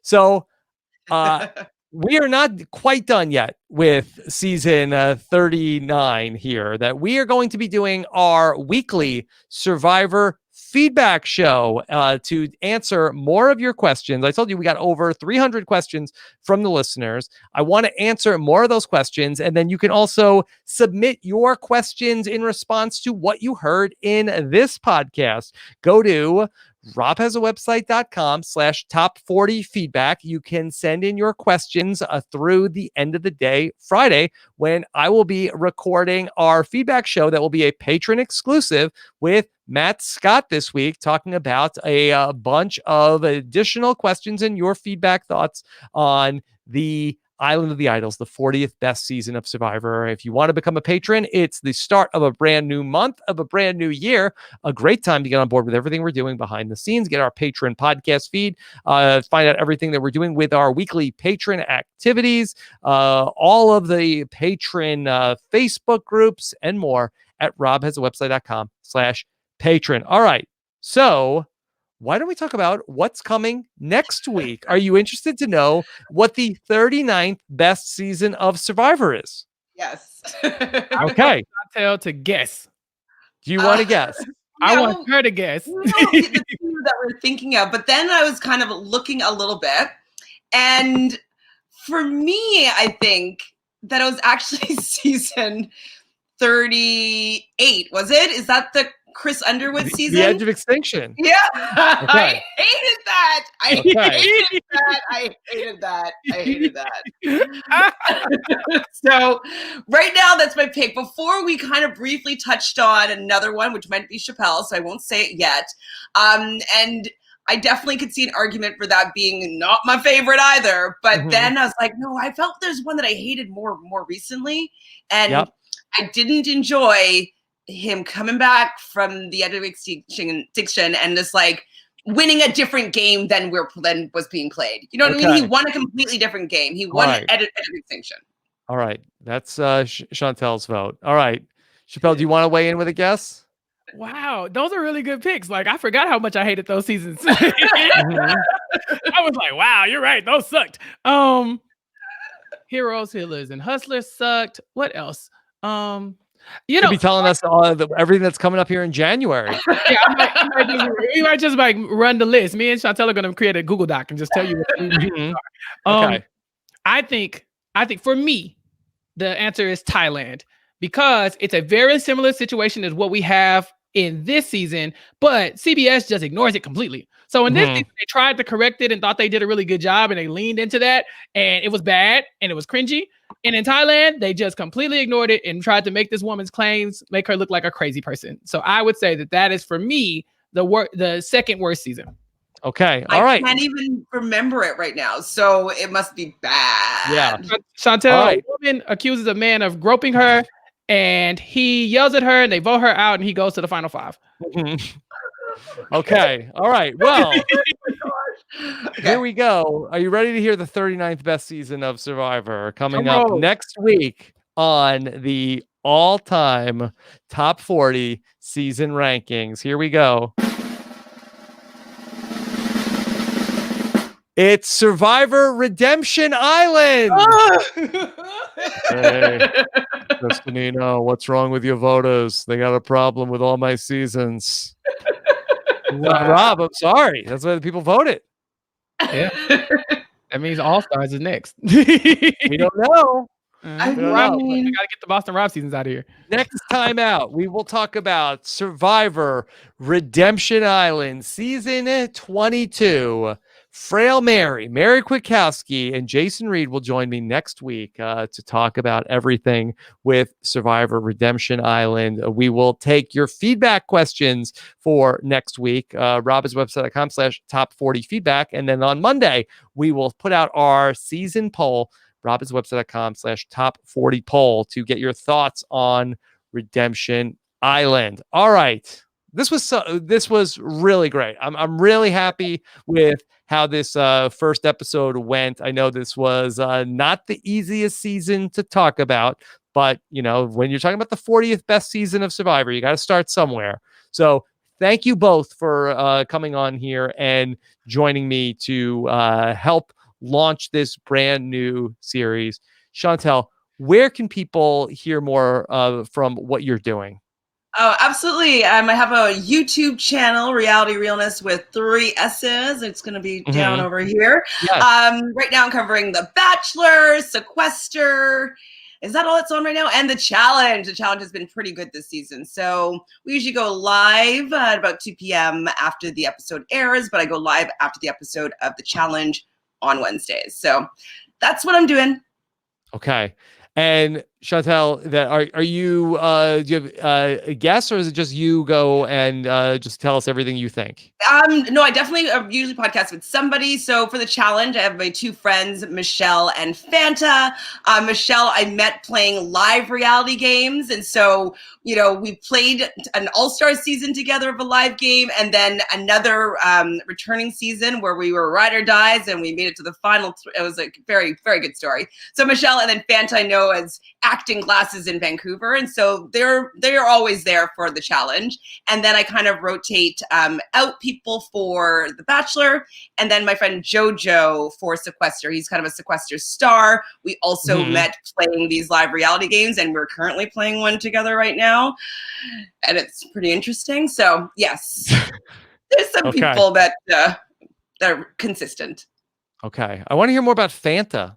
Fanta, she's an actress from Vancouver. Okay. All right. Look, thank you for joining us to talk about Survivor Island of the Idols. And what about you, Chappell? You tell me. What are you doing? Yeah. I wait for Rob to call. Kiva slid in my DMs to talk about RHAP and some possibilities, but that's all contingent. That's exciting. Yeah, whatever. It's contingent on a random wheel spin, and I don't have a concept for it, so it might come up this year, might come up next year. Who knows? Hey, Chappell, you gotta take a chance sometimes. Yeah, Rob, you might want to get a lozenge on hands because you're gonna be doing that impression a lot next week. Redemption Island. I'll practice all week. Yeah, you might want to get ready. Rest your voice. But no, I don't have anything on the horizon. I'm trying to sneak onto the Jess Sterling podcast to talk about Boy Meets World. If they'll have me one day, I don't know. And then I might pop over and hang out on people's Twitch streams. But no, I don't have any podcast commitments. I'm just waiting on Rob to call. Okay. All right. Well, that makes me very happy to hear that, Chappell. So we'll definitely find more stuff to do with you very soon. Definitely, if you missed our best of RHAP 2020, you could hear some Chappell on that podcast episode. That's up at robhasawebsite.com. I've been covering 90 Day Fiance. If you are a fan of that show or just looking for a new podcast to check out, you can listen to that as well at robhasawebsite.com, and all of our podcasts when you subscribe at robhasawebsite.com/iTunes. We always appreciate your feedback and your star ratings here as we are counting down the top 40 greatest Survivor seasons of all time. Thank you so much for listening and checking out this brand new project. Have a good one. We'll be back next week to talk about Survivor Redemption Island. Take care, everybody. Have a good one. Bye.